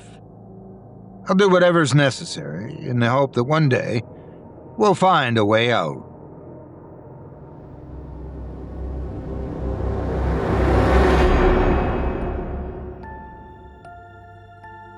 And that was Let Them All Burn by Mark Lynch, performed by yours truly. Fire's a funny thing, Otis. It can cleanse or it can consume. And when it's in the wrong hands, it does both. But was he really the one with the power? Or was he just another pawn being played? That's a great question. But I'm afraid we may never really know. Not unless there's a sequel, at least. And you know, that's the thing about fire, Malcolm. Once you light one, you don't always control where it spreads. You may think you're in control, but I've learned that a false sense of security can get you in an awful lot of trouble. Sage advice, my friend. If tonight's tales have you craving more, we've got plenty where those came from. For just $7.99 a month, you can unlock extended episodes, exclusive content, and ad-free horror that keeps the nightmares coming. Just head over to simplyscarypodcast.com, click Patrons, and you'll be taken to chillingtalesfordarknights.com, where a whole world of horror awaits. Support indie horror, skip the ads, and keep the stories coming. What could be better? Join us today, and as always, we appreciate your support. If tonight's episode has taught us anything, it's that rules exist for a reason. Whether it's a simple list of do's and don'ts at a roadside diner, a whispered warning in the dead of night, or the unspoken laws of a criminal underworld, ignoring them can be the last mistake you ever make. And if you haven't yet, be sure to subscribe to our parent channel, Chilling Tales for Dark Nights on YouTube, and tap that bell icon so you never miss an episode. Once you're there, you'll have access to a vast library of terrifying tales, just like the ones we shared tonight. And if you're still hungry for more, check out my other podcast, Otis Jiry's Tales from Duskwood, where I bring you even more chilling stories every Wednesday night. You can find it on YouTube, Spotify, or wherever you get your favorite podcasts. We've uncovered some unsettling ground tonight, strange diners, lurking mimics, fiery vengeance, forgotten corpses, and doors that should never be opened. But no matter where the horror takes us, one truth remains. Curiosity kills. And sometimes it doesn't stop at just curiosity. That's right, Otis. And if you don't want to miss out on more spine-tingling tales, don't forget to follow Chilling Tales for Dark Nights on social media, Twitter, Facebook, and Instagram. Stay up to date on new releases, interact with fellow horror fans, and maybe even find a few clues about what's coming next. And if you want to chat with me directly, I'd love to hear from you. Look me up on social media and let me know what you think of tonight's episode. Did you follow the rules, or did you, like our poor protagonists, make the wrong choice? And last but not least, let's not forget the incredible authors behind tonight's stories. They're the ones who keep us looking over our shoulders, second-guessing what we think we know, and leaving the lights on just a little longer than we should. Visit their websites, support their work, and help keep independent horror alive. Well, my friends, that's it for tonight. If we've learned anything, it's that sometimes the dead don't stay buried. Sometimes the flames never die out. And sometimes the worst thing you can do is listen. Until next time, stay sharp, stay safe, and most importantly, stay scared. Sweet dreams, listeners. Sweet dreams. Thanks for listening. You've been listening to Scary Stories Told in the Dark, a production of Chilling Entertainment and the creative team at Chilling Tales for Dark Nights, and a proud member of the Simply Scary Podcasts Network. Visit simplyscarypodcast.com today to learn more about our network and our other amazing storytelling programs. Tonight's program was hosted, and its featured stories performed by yours truly, Otis Jiry. Selected stories have been adapted with the kind permission of their respective authors. Original music provided by Luke Hodgkinson and Jesse Cornett. Sound design and final mixing and mastering provided by executive producer and director Craig Groshek. Program's artwork and logo by David Romero. If you're looking for some fresh tales on a daily basis while waiting for the next podcast, check out my YouTube channel, the Otis Jiry channel, and my extensive collection of narrated tales there. Simply search on YouTube by my name, and you'll find me. And don't forget to subscribe and press the bell notification icon to get my latest releases. Got a scary tale of your own that you'd like performed? I take submissions. Email it to me today at otis@simplyscarypodcast.com to have your terrifying tome considered for production in a future episode of this show.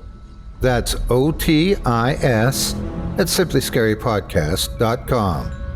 If you've enjoyed what you heard on tonight's program and are joining us on your favorite podcast app, subscribe to us to be sure you never miss an episode, and leave a 5-star review and a comment.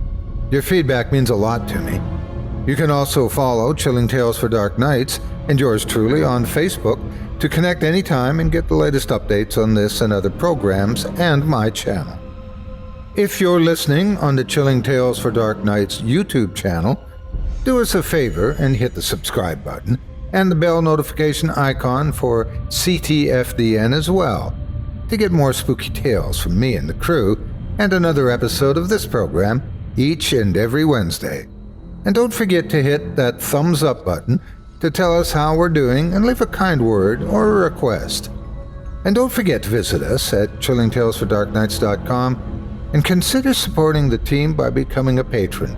In addition to helping us out, you'll get exclusive access to our audio archive and ad-free downloads of all your favorite stories, including those you've heard on this program. As for me, I'll be back next Wednesday with more terrifying tales to keep you up all night. But that's all right. Who needs sleep anyway?